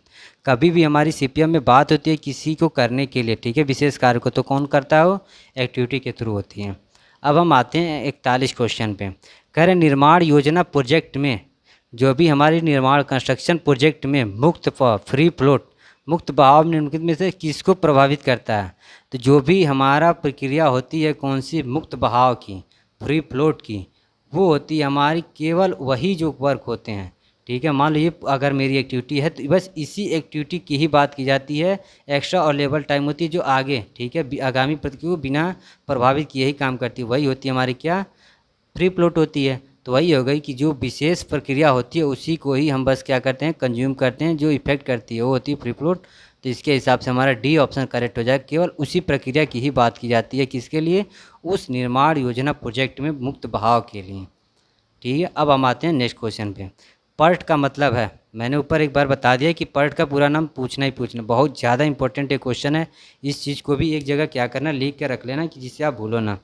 तो ये आपका एमसीक्यू के पेपर होने वाले हैं, तो यही है कि आप बस इसको देखना और क्लियर देखना कि कहने क्या चाह रहे हैं। ऑप्शन कई बार आप क्या होता है कि आप कंफ्यूज हो जाते हो कि क्या होना चाहिए, तो जब आपको कन्फर्म याद रहेगा तभी आप क्या करोगे, ऑप्शन को एलिमिनेट करके करेक्ट ऑप्शन को चूज कर पाओगे। तो पर्ट का मतलब पूछ रहा, पर्ट का पहले क्या करो, आप एक जगह लिख ही लो। तो देख लो प्रोग्राम, ठीक है, मैंने बताया ना, प्रोग्राम होता है evolution, program evolution and review technique. लेकिन अगर ऑप्शंस में बात करें तो कह रहा है कि प्रोग्राम एस्टिमेशन होता ही नहीं है पर्ट। कह रहा है प्रोग्राम एस्टिमेशन, इसमें भी एस्टिमेशन की बात करें, यहाँ भी एस्टिमेशन, ये तो होने नहीं, क्योंकि वो क्या होती है, इवेल्यूशन होती है, इवेलुएट की जाती है किसी वर्क को, प्रोजेक्ट को। तो अब हम देखेंगे तो सी ऑप्शन कह रहा है program evolution and review technique, यही क्या हो जाएगी, हमारी सही हो जाएगी। तो पर्ट का पूरा नाम क्या होता है, program evolution and review technique होती है। अब हम आते हैं नेक्स्ट क्वेश्चन पर। नेक्स्ट क्वेश्चन में कह रहे हैं कि परिवर्तन और पुनर्निर्धारण या पुनर्योजना की प्रक्रिया को कहा जाता है। अब देखो, परिवर्तन और पुनर्निर्धारण या परियोजना, ये कोई भी काम, मान लो अगर आप कोई करते हो, मान लो जैसे कि आपका कोई, आप आज कोई काम करने वाले थे, आप कोई काम, उसमें क्या हो गया, आपको चेंजेज हो गए, तो आप क्या करते हो, जब चेंज होता है काम तो उसे अपडेट करते हो ना, कि फिर क्या करो, एक नई प्लानिंग बनाते हो, पुनर्योजना करते हो कि कैसे मैं दोबारा उसको कंप्लीट कर लूँ। तो एक तरीके से क्या, एक अपडेटिंग हो गई ना, तो वही होती है क्या, अद्यतन कहलाती है, अपडेटिंग कहलाती है। कौन सी, परिवर्तन और पुनर्निर्धारण या पुनर्योजना की प्रक्रिया को हम क्या कहते हैं, अद्यतन कहते हैं। अब हम बात करते हैं संसाधन समतुलन। संसाधन समतुलन वो होता है जब किसी जो भी प्रोजेक्ट वर्क होता है उसमें कितने भी काम हो, ठीक है, जैसे रिसोर्स टाइम हो, इन सबको आप बिना चेंज किए ही उसको क्या हो, कंप्लीट करते हो। लेकिन आपके पास क्या होती है, फाइंड आउट करने टाइम पीरियड बहुत ज़्यादा होता है, लेकिन आप क्या करते हो, जो रिसोर्स होते हैं वो आपके क्या होते हैं, एक कम होते हैं। और वही कहता है संसाधन चौरसाई, ये होती है जब आपके पास रिसोर्स अनलिमिटेड हो लेकिन आपके पास टाइम क्या हो, कम हो। तो ये क्या होती है, हमारी संसाधन चौरसाई के अंडर में आती है। अब हम बात करते हैं नेक्स्ट क्वेश्चन में 44। इसमें कह रहे हैं कि समय में वृद्धि के साथ जो प्रत्यक्ष लागत को कम नहीं करता। समय में वृद्धि, एक चीज़ ध्यान रखो, समय में वृद्धि के साथ जो प्रत्यक्ष लागत को कम नहीं करता वह समय होता है। जब मैं क्रैश जो भी डायरेक्ट कास्ट, ठीक है, डायरेक्ट कास्ट का अगर मैं यहाँ अगर ग्राफिकल रिप्रेजेंटेशन करूँ तो कैसे बन रहा था, यहाँ मेरा सी क्रैश टाइम हो रहा था, यहाँ नॉर्मल क्रैश टाइम ठीक था, CM था, ऐसे ही ये डिनोट हो रहा था, ऐसे जा रहा था ना। फिर एक यहाँ आ रहा था, ये मेरा लाइन TN था और ये मेरा क्रैश टाइम TC था। तो कह रहे हैं कि समय में वृद्धि के साथ जो प्रत्यक्ष लागत को कम नहीं करता, इसके जो भी टाइम पीरियड था इसको कम नहीं किया जा सकता, ये वाली टाइम को, ठीक है, जो ये वाली टाइम पीरियड इसको हम कम नहीं कर सकते। वही क्या होगी, नॉर्मल टाइम हो गई, साधारण समय हो गई, वो कौन सी प्रत्यक्ष लागत में कम नहीं करते तो हमारी साधारण समय हो कहलाती हैं। देखो यहाँ कम नहीं किया जा सकता ना, ये जो चार्ट होता है ऐसे ग्राफिकली आगे बढ़ता चला जाता है, कभी लेस नहीं होता। अगर इससे कम होगा तो आपका प्रोजेक्ट क्या हो जाएगा, फेल हो जाएगा, और इसे आप दोबारा रीशेड्यूल करने होते हैं। अब हम आते हैं नेक्स्ट क्वेश्चन पे। नेक्स्ट क्वेश्चन में कह रहे हैं कि क्रांतिक क्रिया होती है, ठीक है, क्रांतिक क्रिया के बारे में बात की जा रही है। क्रांतिक क्रिया होती है जो भी हमारा मिनिमम फ्लोट होता है, क्रिटिकल, ठीक है, क्रिटिकल एक्टिविटी कौन सी होती है, जो भी मिनिमम फ्लोट होती है वही हमारी क्या होती है, क्रांतिक क्रिया होती है, प्रक्रिया जो भी होती है। तो ये होती है हमारी क्या होती है, मिनिमम फ्लोट होती है, यही हमारी हो गई, यही न्यूनतम प्लाव, ये हमारी क्या होगी, क्रांतिक क्रिया होती है। अब हम आते हैं नेक्स्ट क्वेश्चन पे।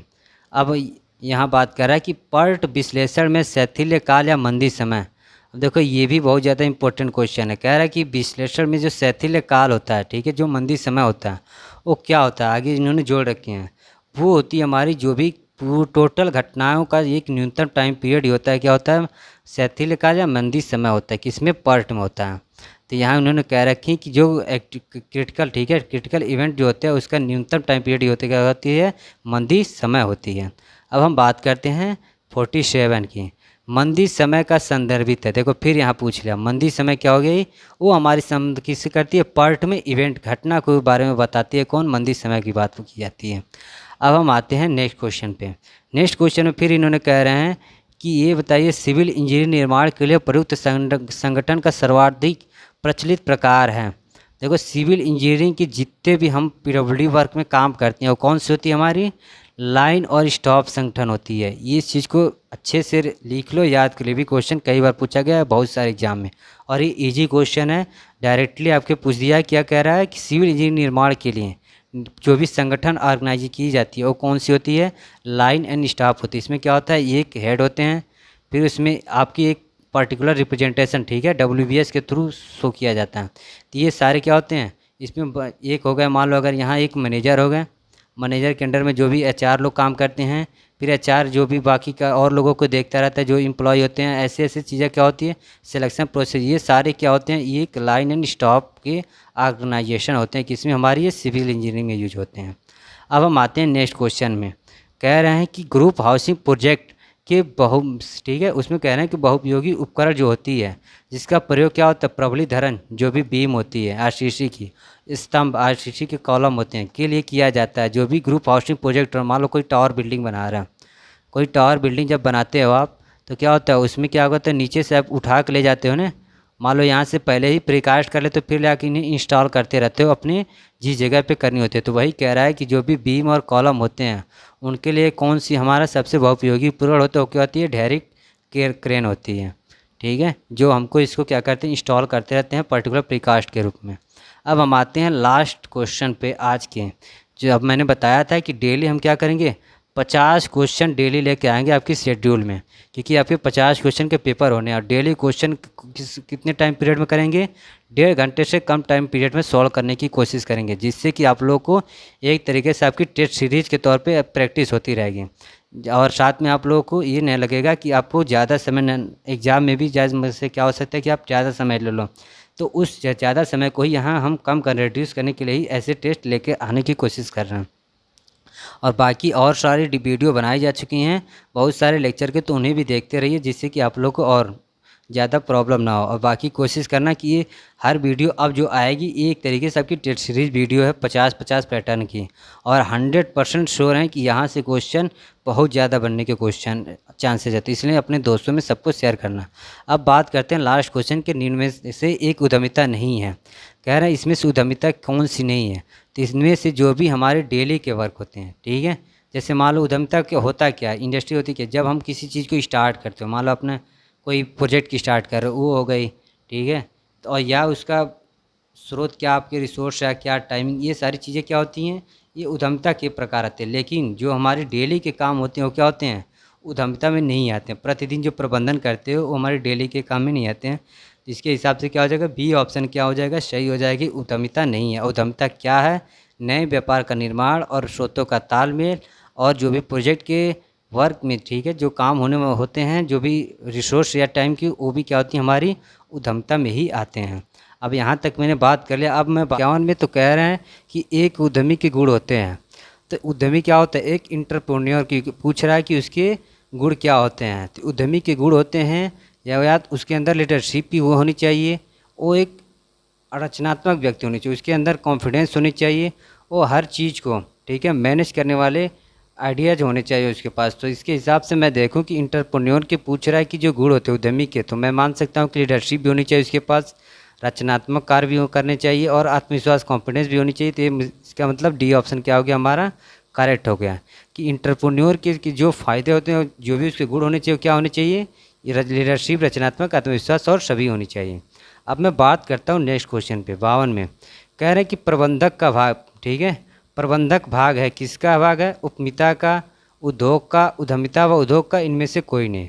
अगर मैं प्रबंधक की बात करूँ तो ये किसका होता है, जो भी हम अब इंडस्ट्री बनाते हो उस इंडस्ट्री के लिए ही क्या होते हैं, ये उसके पार्ट होते हैं। देखे हो कि एक हेड होते हैं जो इस चीज़ को संभालते हैं, देख रेख करते हैं, तो वही क्या होता है, उद्योग का ही एक पार्ट होता है, कौन, प्रबंधक। अब बात करते हैं नेक्स्ट क्वेश्चन में। कह रहे हैं कि देश की आर्थिक स्थिति, अगर मान लो इंडिया की ही अगर आर्थिक स्थिति की बात में, तो कह रहे हैं कि आर्थिक स्थिति पर निर्भर करती है, क्या करती है, उद्यमिता पर निर्भर करती है, प्रबंधन पर डिपेंड करती है, महंगाई पर या सरकार पर नहीं। हमारी जो देश की आर्थिक इकोनॉमिकल होती है ये किस पे डिपेंड करती है, उद्यमिता पे डिपेंड करती है, इंटरप्रेन्योरशिप पे सबसे ज़्यादा डिपेंड करती है। यहाँ ये पूछने के क्वेश्चन के तरीके हैं कि आप किस पे डिपेंड, मतलब आपके मोर चांसेस किस पे डिपेंड होते हैं, उसके हिसाब से हमें क्या करना है, ऑप्शन को चूज करने हैं। तो यहाँ क्या हो जाएगा, उद्यमिता हो जाएगी। अब हमें देखने नेक्स्ट क्वेश्चन। नेक्स्ट क्वेश्चन में कह रहे हैं कि निर्माण दल, हमारी जो कंस्ट्रक्शन टीम होती है उसमें सम्मिलित सदस्य हैं। तो हमारा कंस्ट्रक्शन का अगर आप एक टीम देखो तो टीम जो बनती है वो क्या हिस्से बनती है, उसमें होते हैं क्या, ऑनर भी होता है जो पैसे ऐड करता है अपने उस प्रोजेक्ट के लिए, एक ठेकेदार होता है जो उस प्रोजेक्ट को करने के लिए क्या करता है, वर्क को कराने के लिए अपने सारे जो भी लेबर होते हैं उनको लेके अपने काम कराता है, तो कॉन्ट्रैक्टर भी हो गया। इंजीनियर होता है जो जिसकी आइडियाज़ होते हैं, जो इस सारे प्रोसेस को देखता है, तो जिसकी निगरानी में चीज़ें होती हैं, वो क्या हो गया, इंजीनियर हो गया। तो इसके हिसाब से क्या हो गया, जो भी हमारी टीम होती है इसमें ये सारे क्या होते हैं, मेन मेंबर होते हैं। तो इसके हिसाब से निर्माण दल में जो सम्मिलित सदस्य हैं वो क्या हो जाएगा, उपरोक्त सभी हो जाएंगे। इसमें लेबर तक भी आते हैं, आपके अलग मशीन डिज़ाइनर, जो भी जो प्रोडक्ट जिस तरीके के आपकी प्रोजेक्ट है उसके हिसाब से जो होते हैं, ऐसे बहुत सारे टीम मेंबर होते हैं। अब हम आते हैं नेक्स्ट क्वेश्चन पे। पूछ रहे हैं कि निर्माण के समन्वय से मौलिक तात्पर्य है। तो हमारा जो भी निर्माण है उस निर्माण के लिए हम समन्वय के लिए कौन सा मौलिक तात्पर्य होता है, उसके हिसाब से कहने का यह है कि जो भी हम वर्क करते हो, ठीक है, कंस्ट्रक्शन के लिए, तो वहाँ से हमारे जो समन्वय के प्रोजेक्ट क्या होने चाहिए, क्या हमारी राइट होनी चाहिए। तो हमारे होते हैं हल्के निर्माण, क्योंकि आपके जो भी प्रोजेक्ट होते हैं, आप जब किसी कंस्ट्रक्शन को काम करते हो तो क्या होते हैं, वो हल्के निर्माण में आते हैं। अब हम आते हैं नेक्स्ट क्वेश्चन पे। कह रहे हैं कि प्रोजेक्ट के निर्माण में एक ठेकेदार हो सकता है। देखो एक ठेकेदार की पूछ रहा है, किसके, प्रोजेक्ट के निर्माण में पूछ रहा है। तो ठेकेदार क्या हो सकता है? अगर देखो तो आप कई बार देखते हो अपनी कई कंपनी बन होती हैं, वो क्या होते हो कंपनी ही क्या करती हैं, किसी कंपनी के ठेके को ले लेती हैं, किसी प्रोजेक्ट को कार्य करने के लिए क्या करती हैं, ठेके ले लेती हैं। कोई पर्सन भी हो सकता है, कोई आदमी भी हो सकता है जो उस काम को करने के लिए उस ठेके को ले सकता है, ठीक है। या कोई संस्था हो, इंस्टीट्यूशन भी हो, जो कई लोग मिलके उसमें कार्य करो, जिनके अपने परसेंटेज हिस्सेदारी हो, वो लोग भी मिलके किसी कार्य को प्रोजेक्ट को ले सकते हैं फाइनल करने के लिए। तो ये सारे क्या हो सकते हैं, एक ठेकेदार हो सकते हैं, क्योंकि ये क्या एक तरीके से कॉन्ट्रैक्टर ही हो गए ना। तो इसमें हो क्या हो जाएगा, एक व्यक्ति भी हो जाएगा, एक कंपनी भी हो सकती है, या एक संस्था भी हो सकते हैं, उपरोक्त सभी। तो यहाँ से क्या हो जाएगा, हमारा करेक्ट आंसर हो जाएगा उपरोक्त सभी हो सकते हैं। अब हम आते हैं अपने नेक्स्ट क्वेश्चन पे। नेक्स्ट क्वेश्चन में पूछ रहे हैं कि आर्थिक संक्रिया, ठीक है, जो इकोनॉमिक एक्टिविटी के आधार पर भारत में द्वितीय उद्योग कौन से हैं। अब पूछ रहे हैं कि हमारी जो इकोनॉमिकल इंडिया की है उसके बेसिस पे बताइए कि द्वितीय उद्योग कौन सा है इसमें। अगर मैं अपने कंट्री की उद्योग की बात करूं, ठीक है, अगर मैं अपने कंट्री की उद्योग की बात करूं तो हमारे यहाँ कंट्री को डिवाइड किया 3 पार्ट में। हमारी जो कंट्री की जो इकोनॉमी है, ठीक है, वो 3 तरीके से डिफाइन, एक है प्राइमरी सेक्टर में डिफाइन किया गया है, दूसरा आता है सेकेंडरी, और तीसरा आता है टेरिटरी, ठीक है। टेरिटरी में ये 3 सेक्टर में हमारी इकोनॉमी को डिफाइन करने के तरीके बताए गए हैं। अब हम बात करते हैं प्राइमरी में हमारी जो एग्रीकल्चर से जितने भी प्रोजेक्ट होते हैं, जैसे कि जो भी आप फर्स्ट उगाते हो, जैसे खेती हो गई या ऑयल वगैरह की कंपनी, ये जो चीज़ें हो गई, तो जितने भी फल फूल जितने भी आते हैं ये सारे किस में आते हैं, प्राइमरी में आते हैं। तो यहाँ पूछ रहा है कि इसमें द्वितीय उद्योग की, मतलब सेकेंडरी की पूछ रहा है, सेकेंडरी सेक्टर की बात कर रहा है कि इसमें कौन से आते हैं।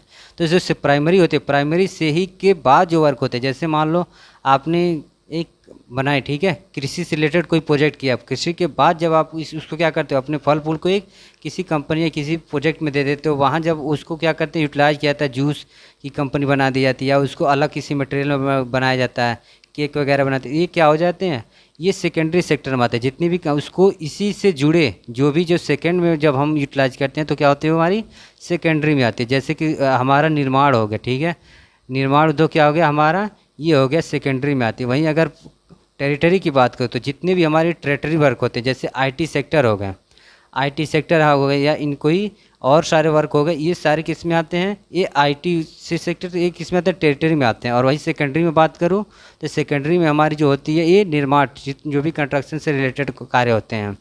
तो अब यहाँ कह रहे हैं कि आर्थिक संक्रिया के आधार पर बतानी है कि द्वितीय उद्योग कौन सा है। तो मैंने यहाँ बता दिया। तो द्वितीय उद्योग जो सेकेंडरी प्रोजेक्ट क्या होता है, निर्माण कंस्ट्रक्शन से रिलेटेड प्रोजेक्ट जो होते हैं वो सेकेंडरी में आता है। वहीं अगर कृषि उद्योग की बात करूँ तो प्राइमरी सेक्टर में आता है। विनिर्माण टेरिटरी में आता है, ये भी कपड़ा उद्योग ये भी टेरिटरी के ही प्रोजेक्ट में आते हैं। अब हम आते हैं नेक्स्ट में, निर्माण प्रोजेक्ट को प्रभावी करने वाला मुख्य कारक है। कह रहा है जो भी निर्माण प्रोजेक्ट होता है उसको इफेक्ट, ठीक है, प्रभावी करने वाला मुख्य कारक कौन सा होता है। अगर ध्यान दो तो कोई अगर मान लो आप प्रोजेक्ट बना रहे हो, ठीक है, अगर प्रोजेक्ट में आपने मान लो कोई एक ऐसी प्रोजेक्ट बनाई कि जैसे आपने एक पेन बनाई, पेन की आपके पास एक कंपनी है, जब तक आपने पेन बना रहे हैं, ठीक है, तब तक क्या होगी उसकी कीमत भी डिजाइन करती है कि आपने उसकी कीमत कितनी रखी। अगर आपने महंगी कीमत रखी तो कम लोग खरीदेंगे। अगर फिर क्या होता है कि अगर आपने जो पेन बना रहे हो अपने निर्माण प्रोजेक्ट में, हो सकता है अगर आपने उसको डिले कर रहे हो, प्रोजेक्ट आपका बहुत ज़्यादा डिले हो रहा है, तो हो सकता है आपकी क्या होगी, जितने पैसे आप उस कंपनी में लगा रहे हो पेन बनाने के लिए, तो क्या होगा वहाँ लॉसेस होने लगेगी। तो इसका भी एक इफेक्ट हो सकता है आपकी डिजाइन, आपकी पेन ऐसी होनी चाहिए जो देखने में अच्छी लगे और लोगों को सूटेबल हो, ठीक है, उनके हाथ में एडजस्ट हो। तो ऐसी चीज़ें भी क्या होती हैं, फैक्टर होती हैं। ये सारे क्या होते हैं, ये किसी भी निर्माण प्रोजेक्ट में यूज होते हैं। तो इसके हिसाब से क्या हो जाएगी, हमारी डी ऑप्शन करेक्ट हो जाएगी। ऐसे प्रोजेक्ट भी ले सकते हो, किसी बिल्डिंग में किया, मान लो अगर आपने कोई बिल्डिंग बना रही है, उसमें आपकी कितनी कीमत दे रहे हो इसके हिसाब से भी डिपेंड करता है। फिर आप अगर उससे डिले करोगे तो आपके लॉसेस होने लगेंगे कि मान लो हो सकता है बाद में इसके कुछ और रेट्स होने लगे। फिर हो सकता है आप जितनी अच्छी डिज़ाइन करोगे उसमें वैसे लोगों को रहने के लिए भी चाहिए। तो इस पर भी डिपेंड करते हैं निर्माण प्रोजेक्ट के।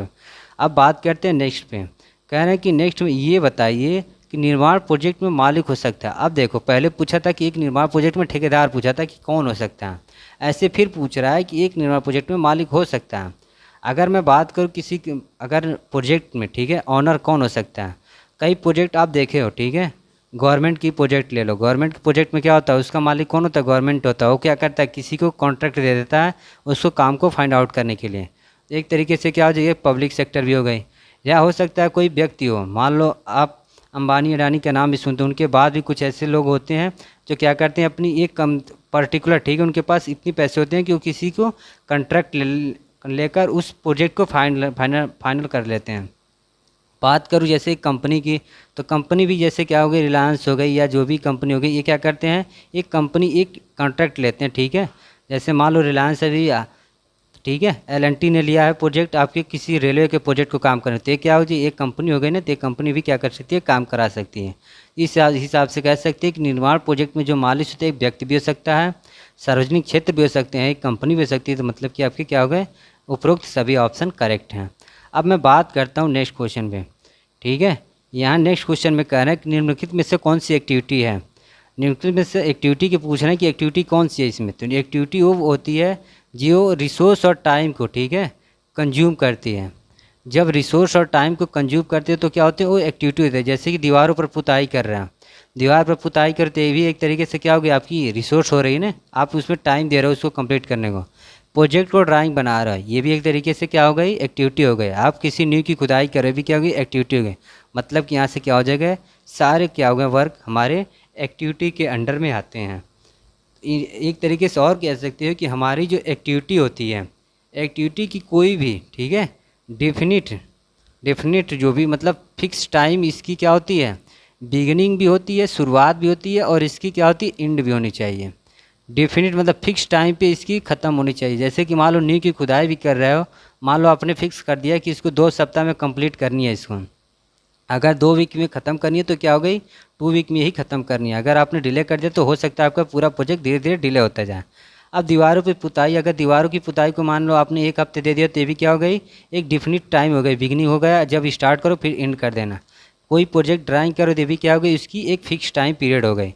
तो कह सकते हो कि एक्टिविटी क्या होते हैं, एक डिफिनिट बिगिनिंग और एंड पॉइंट होनी चाहिए। डिफिनिट, ये वर्ड करेक्ट करना है, डिफिनिट या फिक्स टाइम पीरियड होनी चाहिए इसकी।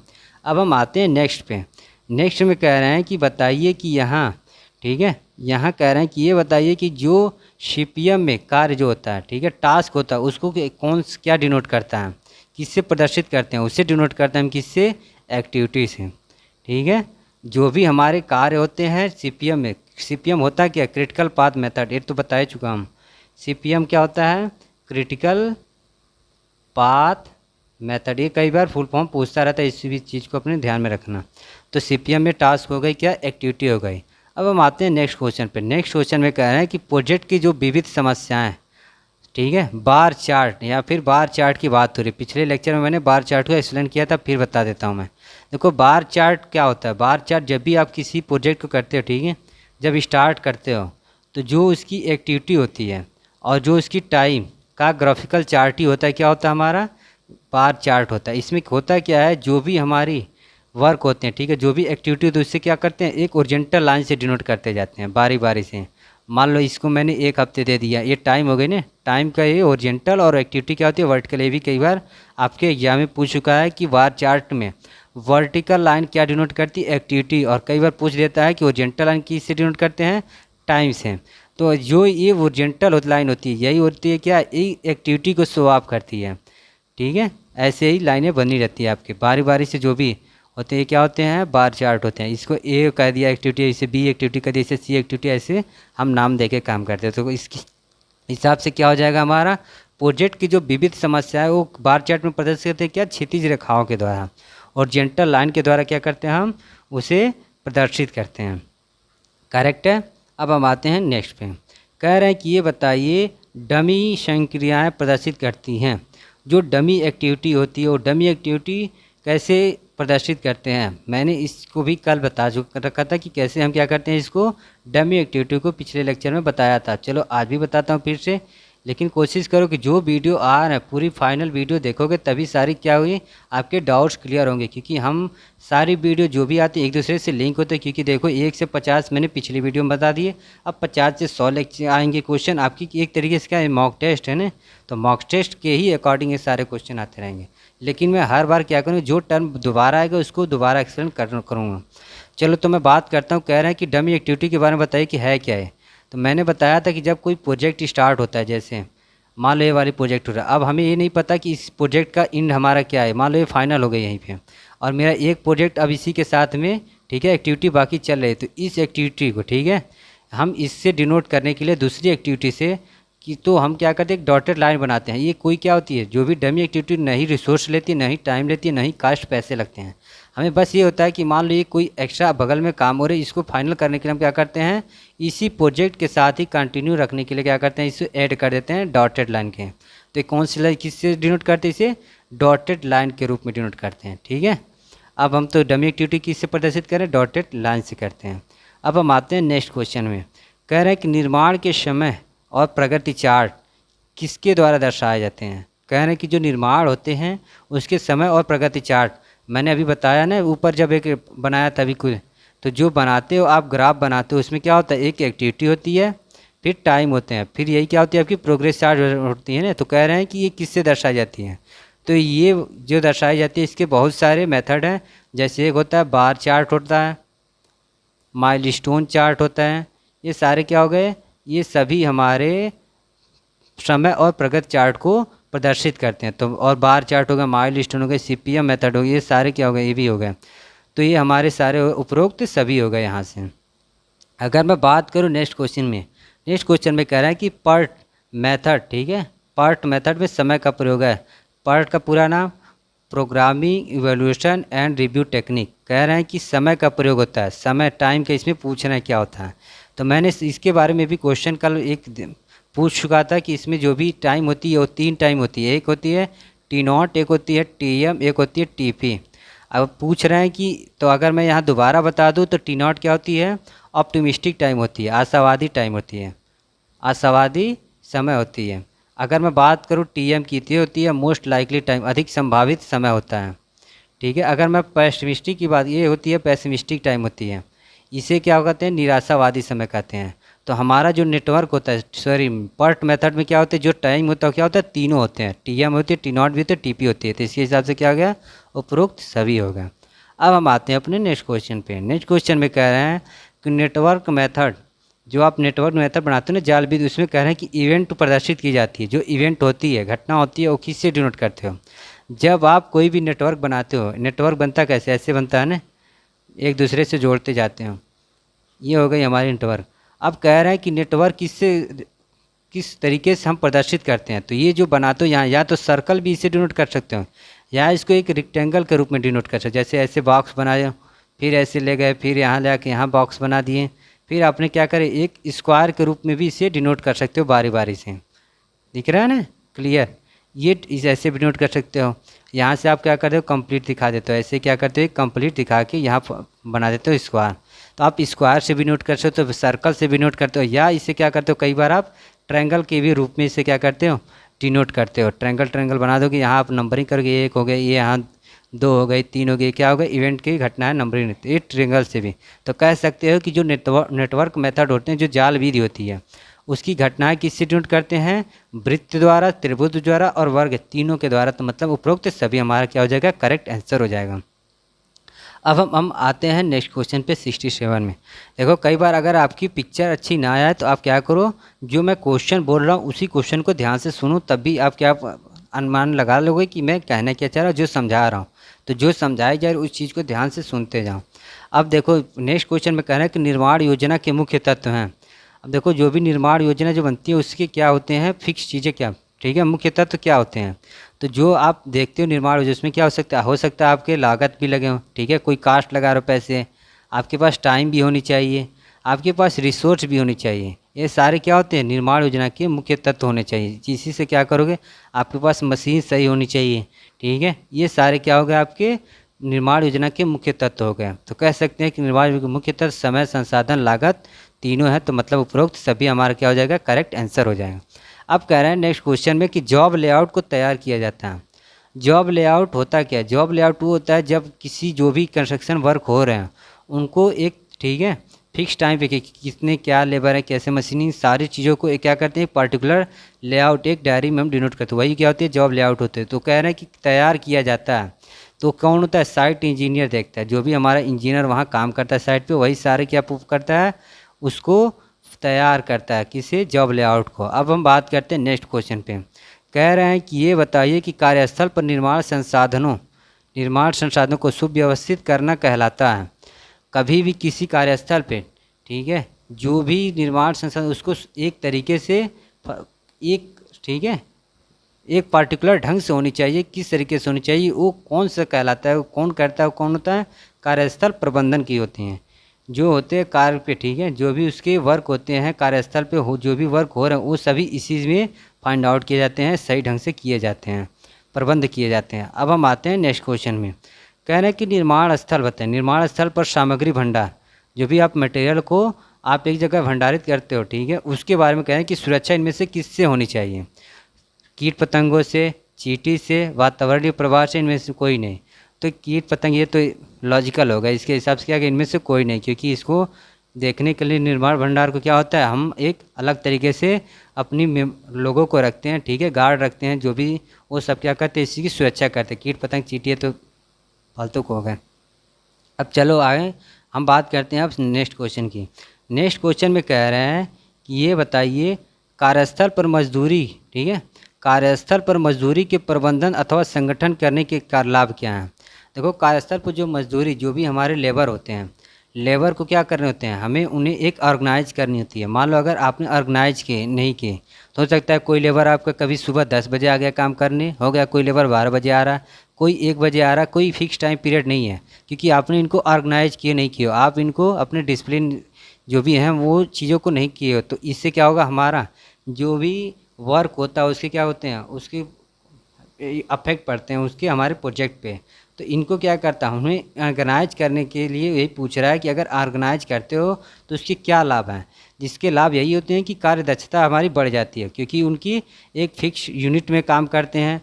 फिर हमारी कार्य गुणवत्ता भी बढ़ जाती है, क्योंकि अगर सभी लोग एक मिल के काम करेंगे और ढंग से मेहनत से करते हैं तो हमारी क्या होती है, प्रोग्रेस हो जाती है। बाकी हमारा जो भी मैक्सिमम काम हम निकलवा सकते हो आप उनसे, क्योंकि अगर एक यूनिट में काम करते तो काम ज़्यादा जल्दी, तो हो सकता है कह सकते हो कि यहाँ से उपरोक्त सभी क्या हैं, सही है। जो भी कार्यस्थल पर मजदूरी के प्रबंधन अथवा संगठन करने के लाभ क्या है, चारों ऑप्शन, मतलब आपके तीनों ऑप्शन सही है, चौथा ऑप्शन आपका यहाँ से करेक्ट हो जाएगा। अब हम आते हैं नेक्स्ट क्वेश्चन पे। नेक्स्ट क्वेश्चन में कह रहे हैं कि ये बताइए निर्माण संसाधनों को किसके द्वारा सही जगह पर दर्शाया जाता है। अब देखो फिर इन्होंने निर्माण संसाधन के कह रहे हैं किसके द्वारा सही जगह पर दर्शाया जाता है, किसके द्वारा, जो हम जब लेआउट बनाते हैं उसी के द्वारा हम क्या करते हैं, फिक्स टर्म पे उन्हें डिनोट करते हैं।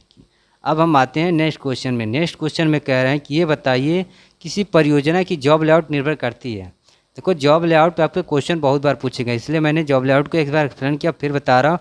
जॉब लेआउट को जो होते हैं हमारे जितने भी वर्क होते हैं, ठीक है, जितनी भी मजदूरी, जितने भी मटेरियल, ये सारे किस पे डिपेंड करते हैं, हमारे जॉब लेआउट पे ही डिपेंड करते हैं। तो यहाँ इन्होंने कह रहा है किसी परियोजना की जॉब लेआउट पर निर्भर करती है, कौन सी, हमारी लेबर, जो भी लेबर हो गए, मटेरियल, ये सारे किस पे डिपेंड करते हैं, इसी पे जॉब लेआउट पे ही। तो हमारी लेबर की उपलब्धता किस पे डिपेंड करती है, जॉब लेआउट पे ही डिपेंड करती है। अब हम आते हैं नेक्स्ट क्वेश्चन पे। नेक्स्ट क्वेश्चन में कह रहे हैं कि प्रथम trade union, first trade union जो एक्ट बनाया गया था, हमारी जो फर्स्ट ट्रेड यूनियन बनाई गई थी वो किस वर्ष पारित हुआ था, किस वजह से इसको क्या किया गया था, पारित किया गया था। तो यहाँ अगर हम बात करें फर्स्ट ट्रेड यूनियन की तो हमारी हुई थी 1926 में। 1926 में हमारे जो भी मेंबर हैं, ठीक है, लोकसभा राज्यसभा में उस टाइम नहीं थी, वहाँ जब ब्रिटिश का राज था तो उन्होंने क्या किया था, इसको पारित किया था प्रथम ट्रेड यूनियन को 1926 में। अपने अकॉर्डिंग उन्होंने चेंजेस लाए थे। कि ये लाया कि अब क्यों गया था, क्योंकि बहुत सारे संगठन ऐसे थे जो अलग अलग तरीके से काम कर रहे थे। तो एक बिल लाई गई, उस बिल के ही अकॉर्डिंग क्या किया गया, सबको एक, ठीक है, कोऑर्डिनेटिंग ढंग से उनको प्रोग्रेस कराने के लिए लाई गई ये बिल। तो मान सकते हैं कि 1926 में क्या किया गया था, ये प्रथम ट्रेड यूनियन को लाई गई थी। अब हम आते हैं नेक्स्ट क्वेश्चन में। नेक्स्ट क्वेश्चन में पूछ रहे हैं कि न्यूनतम वेतन अधिनियम के अनुसार वयस्कों, ठीक है, जो वयस्क होते हैं उनके लिए सामान्य कार्यकारी घंटे कितने होने चाहिए। देखो अगर नॉर्मल टाइम की बात की जाती है किसी भी एक वयस्क काम के लिए, तो वो होती है हमारी कितनी, 9 घंटे। ये किस में होते हैं, जो नॉर्मल टाइम पीरियड होती है करने की, जो कि हमारा टाइम पीरियड क्या है, 9 से लेकर 6 के टाइम के अगर डे आउट में होते हैं। इसके बीच में क्या होता है, आपका 1 घंटा क्या होता है टाइम पीरियड, आपका लंच वगैरह हो जाते हैं। तो इससे क्या होता है, ये लोग मान के चलते हैं कि 9 घंटे के ही एक न्यूनतम फिक्स टाइम होनी चाहिए, इससे ज़्यादा कभी नहीं रखी जानी चाहिए। तो हमारे 9 घंटे हो जाएंगे। अब हम आते हैं नेक्स्ट क्वेश्चन में 77 में। कह रहा है बंधुआ मजदूर अधिनियम सर्वप्रथम कब पारित हुआ। अब देखो बंधुआ मजदूर अधिनियम लाया क्यों गया था, ये भी मैं आपको बता देता हूँ। देखो बंधुआ मजदूर जब हमारी कंट्री, ठीक है, जब आज़ाद हुई थी तो बहुत सारे लोग क्या कि बहुत लोगों के पास खेती नहीं थी, ठीक है, कृषि करने के कोई ढंग के तरीके नहीं थे, उनके पास एक ज़मीन नहीं थी।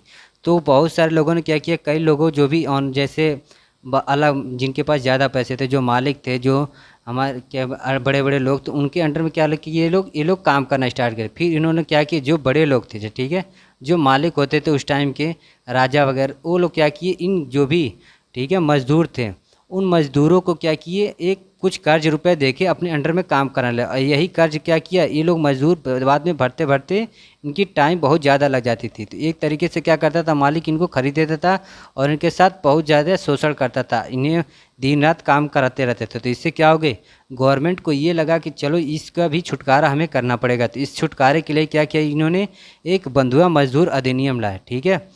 इन्होंने बंधुआ मजदूर अधिनियम पारित कब किया, 1970 में। 1970 में दोनों, ठीक है, लोकसभा और राज्यसभा में इन्होंने पारित करके क्या किया, ये बंधुआ मजदूर बनाना, और इसे कड़ाई से, ठीक है, रूल्स रेगुलेशन के साथ इन्होंने फाइंड आउट किए। अगर मैं बात करूँ बंधुआ मजदूर, तो अभी भी हमारी कंट्री में बहुत ज़्यादा चल रहा है। अगर एक सर्वे के अकॉर्डिंग बात करूँ तो एक बताया गया था 2018 के सर्वे के अकॉर्डिंग अभी भी हमारी कंट्री में 3 लाख से भी ज़्यादा हमारे क्या है, बंधुआ मजदूर अभी भी हैं, जिनके पास खेती कम है या जिनके पास क्या कहते हैं, कर्ज के रूप में क्या करते हैं, बड़े जो भी अमीर लोग होते हैं उनके अंडर में काम करते रहते हैं और पैसे पेमेंट ना करने के कारण क्या कहते हैं, बंधुआ मजदूरी में आते हैं। तो इन्हीं के जो बाद में इन्हें छुड़ा दिया जाता है, ठीक है, गवर्नमेंट जब जान जाती है तो क्या करती है, इन्हें छुड़ा देती है और उनके पुनर्वास केंद्र बनाती है। तो वो सारे प्रोसेस कब बनाए गए थे, 1970 में किए गए थे। अब हम आते हैं नेक्स्ट क्वेश्चन में। नेक्स्ट क्वेश्चन में पूछ रहे हैं कि भारत के प्रचलित ट्रेड यूनियन, ठीक है, जो भी हैं ये पता इसमें दे रखे हैं, कह रहे हैं कौन कौन सी है इसमें। अगर मैं ट्रेड यूनियन की बात करूँ तो इसमें से अगर INTUC भी है और UTUC और IITUC, ये तीनों है। अगर मैं बात करूँ इनके पूरे नाम की, अगर मैं इनके तीनों नाम को एक्सप्लेन करूँ, ठीक है, तो जो AITN, ठीक है, AITUC जो होती है, सी ऑप्शन, ये होता है ऑल इंडिया ट्रेड, ठीक है, all India trade union conference होते हैं। क्या होते हैं, ये होता है, अगर मैं यहाँ से बात कर रहा हूँ, AITUC का फुल नेम होता है all India trade union Congress, all India trade union Congress. इसे बनाई गई थी 1920 में, ठीक है, और इसको बनाया किन्होंने था, इन्होंने लाला लाजपत राय और कुछ लोगों ने मिलकर इसे बनाया था इस ट्रेड यूनियन को। और इसके फर्स्ट प्रेसिडेंट है AITUC के कौन है, all India trade union Congress के कौन फर्स्ट प्रेसिडेंट थे, लाला लाजपत राय जी। लाला लाजपत राय जी क्या थे, फर्स्ट प्रेसिडेंट भी थे। ये कई बार पूछ देता है क्वेश्चन में कि कब इसको इस्टाब्लिश किया गया था, ठीक है, तो ये इस्टाब्लिश किया गया था इसे 1920 में। 1920 में all India trade union Congress को इस्टाब्लिश किया गया। इसके फर्स्ट प्रेसिडेंट कौन थे, लाला लाजपत राय। अब बात करता हूँ INTUC की। तो INTUC जो थी, INTUC का फुल नेम होता है इंडियन नेशनल, ठीक है, Indian national trade union Congress. इसको इस्टाब्लिश किया गया था कब, 1947 में। हमारी आज़ादी के समय इसे क्या कहते हैं, इस्टाब्लिश किया गया था। अगर मैं बात करूँ UTUC की, UTUC का फुल नेम होता है यूनियन ट्रेड यूनियन कांग्रेस, ठीक है, यूनियन ट्रेड यूनियन कांग्रेस होता है। इसे बनाया गया था 1949 में। इस चीज़ को आप अपने नोटबुक में लिख लेना, क्योंकि कई बार ये आपके ऑर्गेनाइजेशन दे देता है और इनके फुल नेम भी पूछ लेता है। तो याद रखना INTUC का फुल नेम क्या था, इंडियन, ठीक है, इंडियन नेशनल ट्रेड यूनियन, ठीक है, कांग्रेस। ये कब हुआ था, 1947 में। UTUC की बात करूँ तो यूनियन ट्रेड यूनियन कांग्रेस, और AITUC की बात करूँ तो all India trade union Congress, ठीक है। ये पूरे नाम आप अपने नोटबुक में लिख लेना। अगर मैं ढंग से ना लिखा हूँ तो आज जो भी वर्ड बोल रहा हूँ उस वर्ड को क्या करना, क्लियर लिख लेना।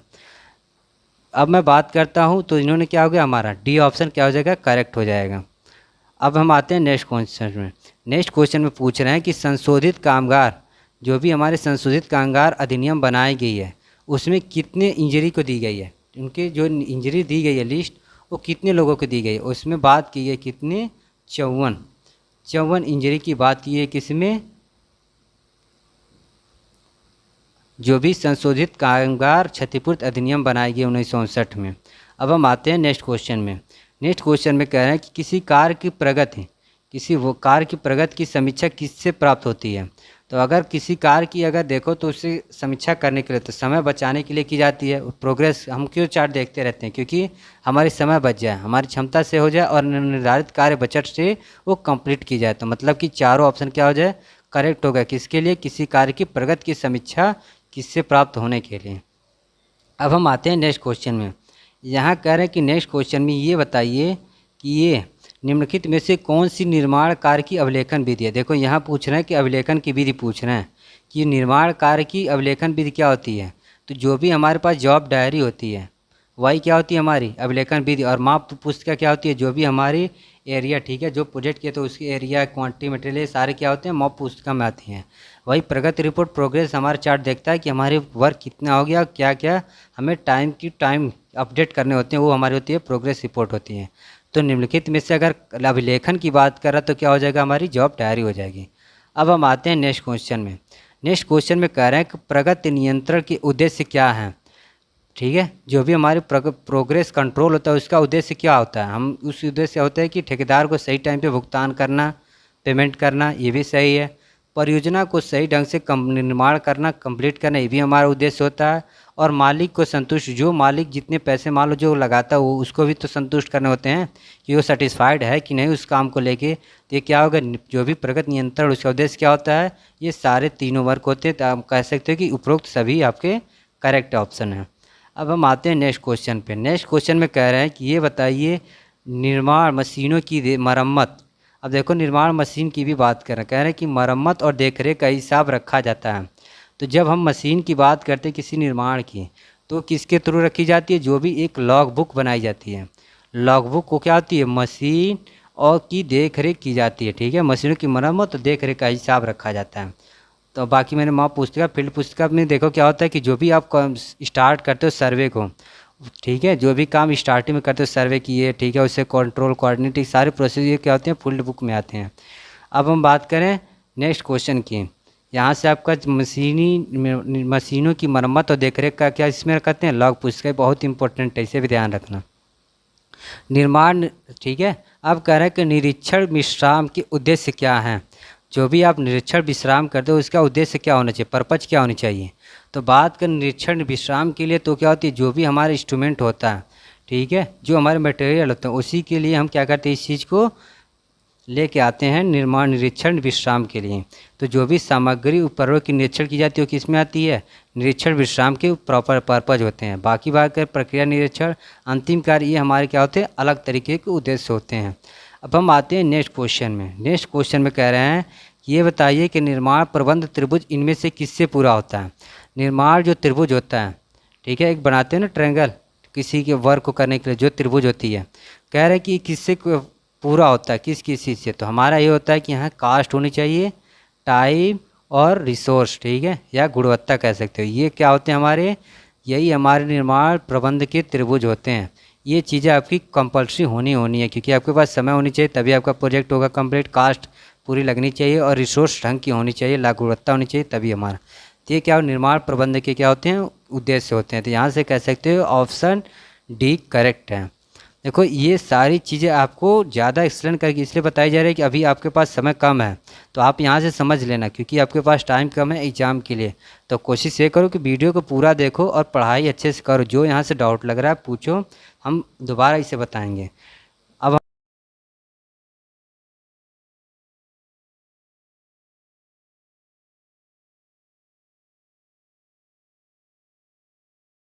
बात करते हैं नेक्स्ट क्वेश्चन में। इसमें कहना है कि किसी निर्माण कंपनी की ब्रांड वैल्यू किनमें से किससे बनती है।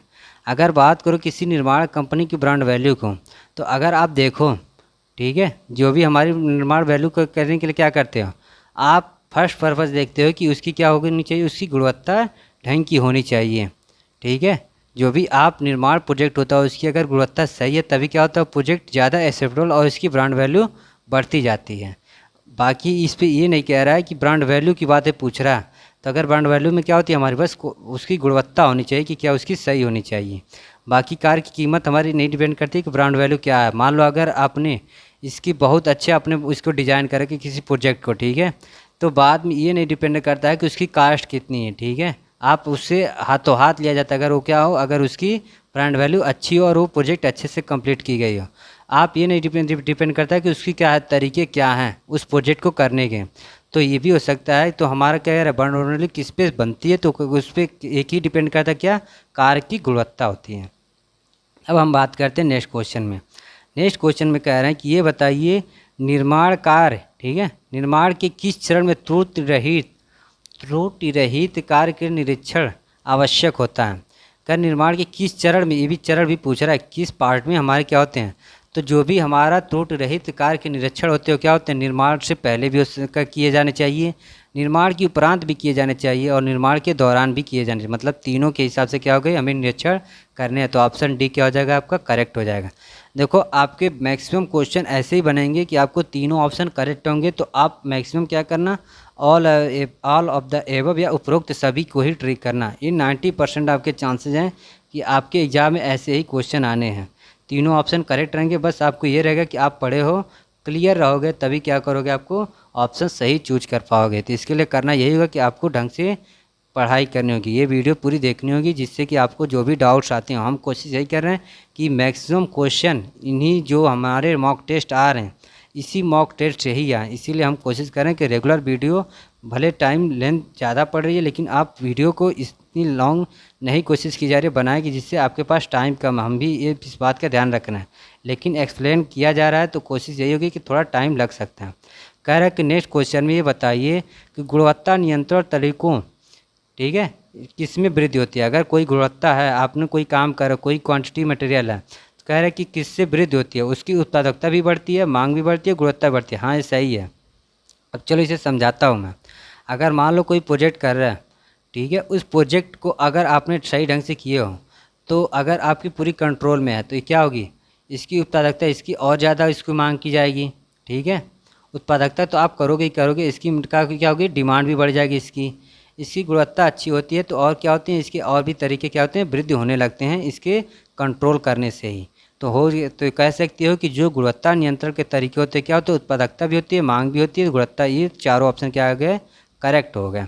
अब हम आते हैं नेक्स्ट क्वेश्चन में। नेक्स्ट क्वेश्चन में कह रहे हैं कि निम्नलिखित में से कौन सा दुर्घटना का कारण है, निम्नलिखित में से कौन सा क्या है, दुर्घटना का कारण है। तो देखो दुर्घटना का कारण क्या हो सकता है, आप साइकोलॉजिकली वीक हो, ठीक है, कह सकते हो कि आप मनोवैज्ञानिक साइकोलॉजिकली वीक हो, या आपका क्या हो, फिजिकली आप भी वीक हो, मतलब शारीरिक रूप से भी वीक हो, या आपकी जो भी मेंटली डिस्टर्ब हो वो इससे भी आप वीक हो। तो इससे क्या हो गया, आपके दुर्घटना होने के चांसेस बढ़ जाते हैं। जैसे कि अगर मनोवैज्ञानिक बात करूं, तो मान लो आपकी चिंता हो, किसी बात को लेकर आप प्रॉब्लम में हो, तो आप इस चीज़ में आप ज़्यादा इफेक्ट करते हो, अपने काम को ढंग से नहीं कर पाते, जिससे क्या होता है कभी कभी आपकी दुर्घटना होने के चांसेस बन जाते हैं।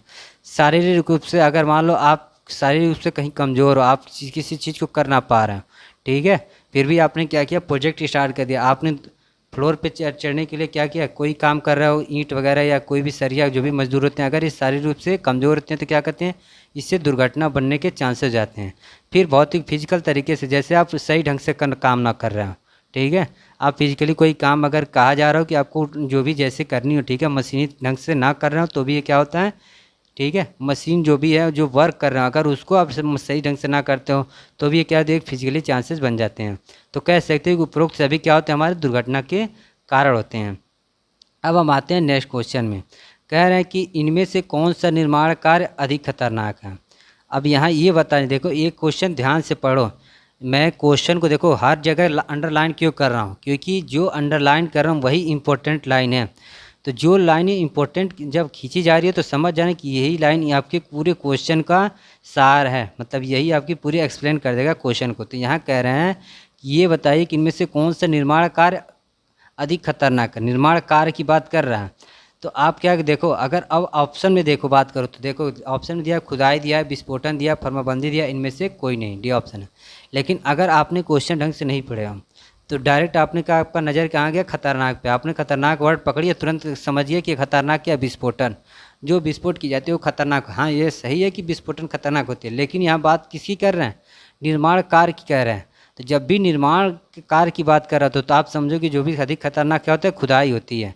अगर क्या होता है खुदाई में इसलिए खतरनाक होती है क्योंकि क्या होती है, अगर आप कहीं खुदाई कर रहे हो, मान लो ये वाला आपका एक लैंड एरिया है, यहाँ से जब आप खुदाई करो हो सकती है स्लाइडिंग हो जाए, या बगल में जो भी एक इसमें क्या हो रिसाव होने लगते हैं, बहुत सारे फैक्टर इसमें होते होने वर्क करने लगते हैं, तो ये क्या होता है अफेक्ट होने लगता है हमारा प्रोजेक्ट।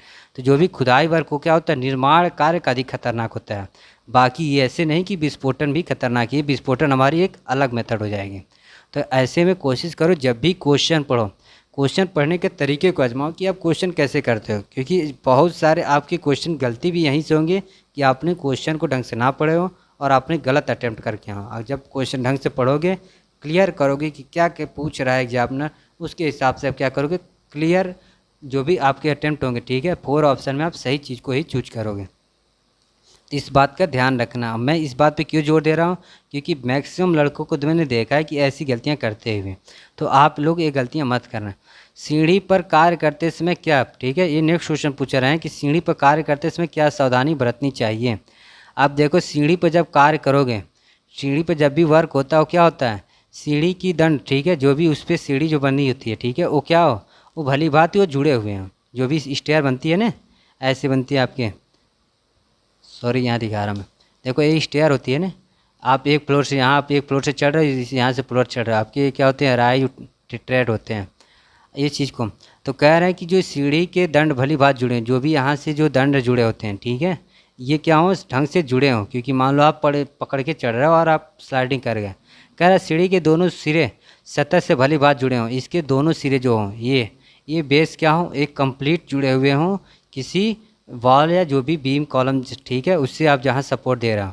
फिर कह रहे हैं कि सीढ़ी के ऊपरी और निचले हिस्सा सतह के संपर्क, हाँ ये सही है कि जब तक आप फ्लोरिंग में संपर्क नहीं होगी तब तक ये क्या स्टेबल नहीं होगी। तो कह सकते हैं कि उपरोक्त सभी क्या है यहाँ करेक्ट आंसर है। अब बात करते हैं 93 की।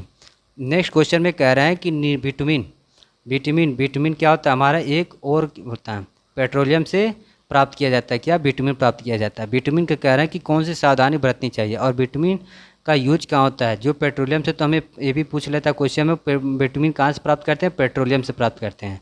और विटामिन यूज कहाँ होता है, हमारा जो भी रोड बनाते हो उसमें वाटर बाउंड मैकडम या विटामिन रोड बनाते हो वहाँ यूज करते हैं। कह रहे हैं इसके वर्क में क्या सावधानी बरतनी चाहिए।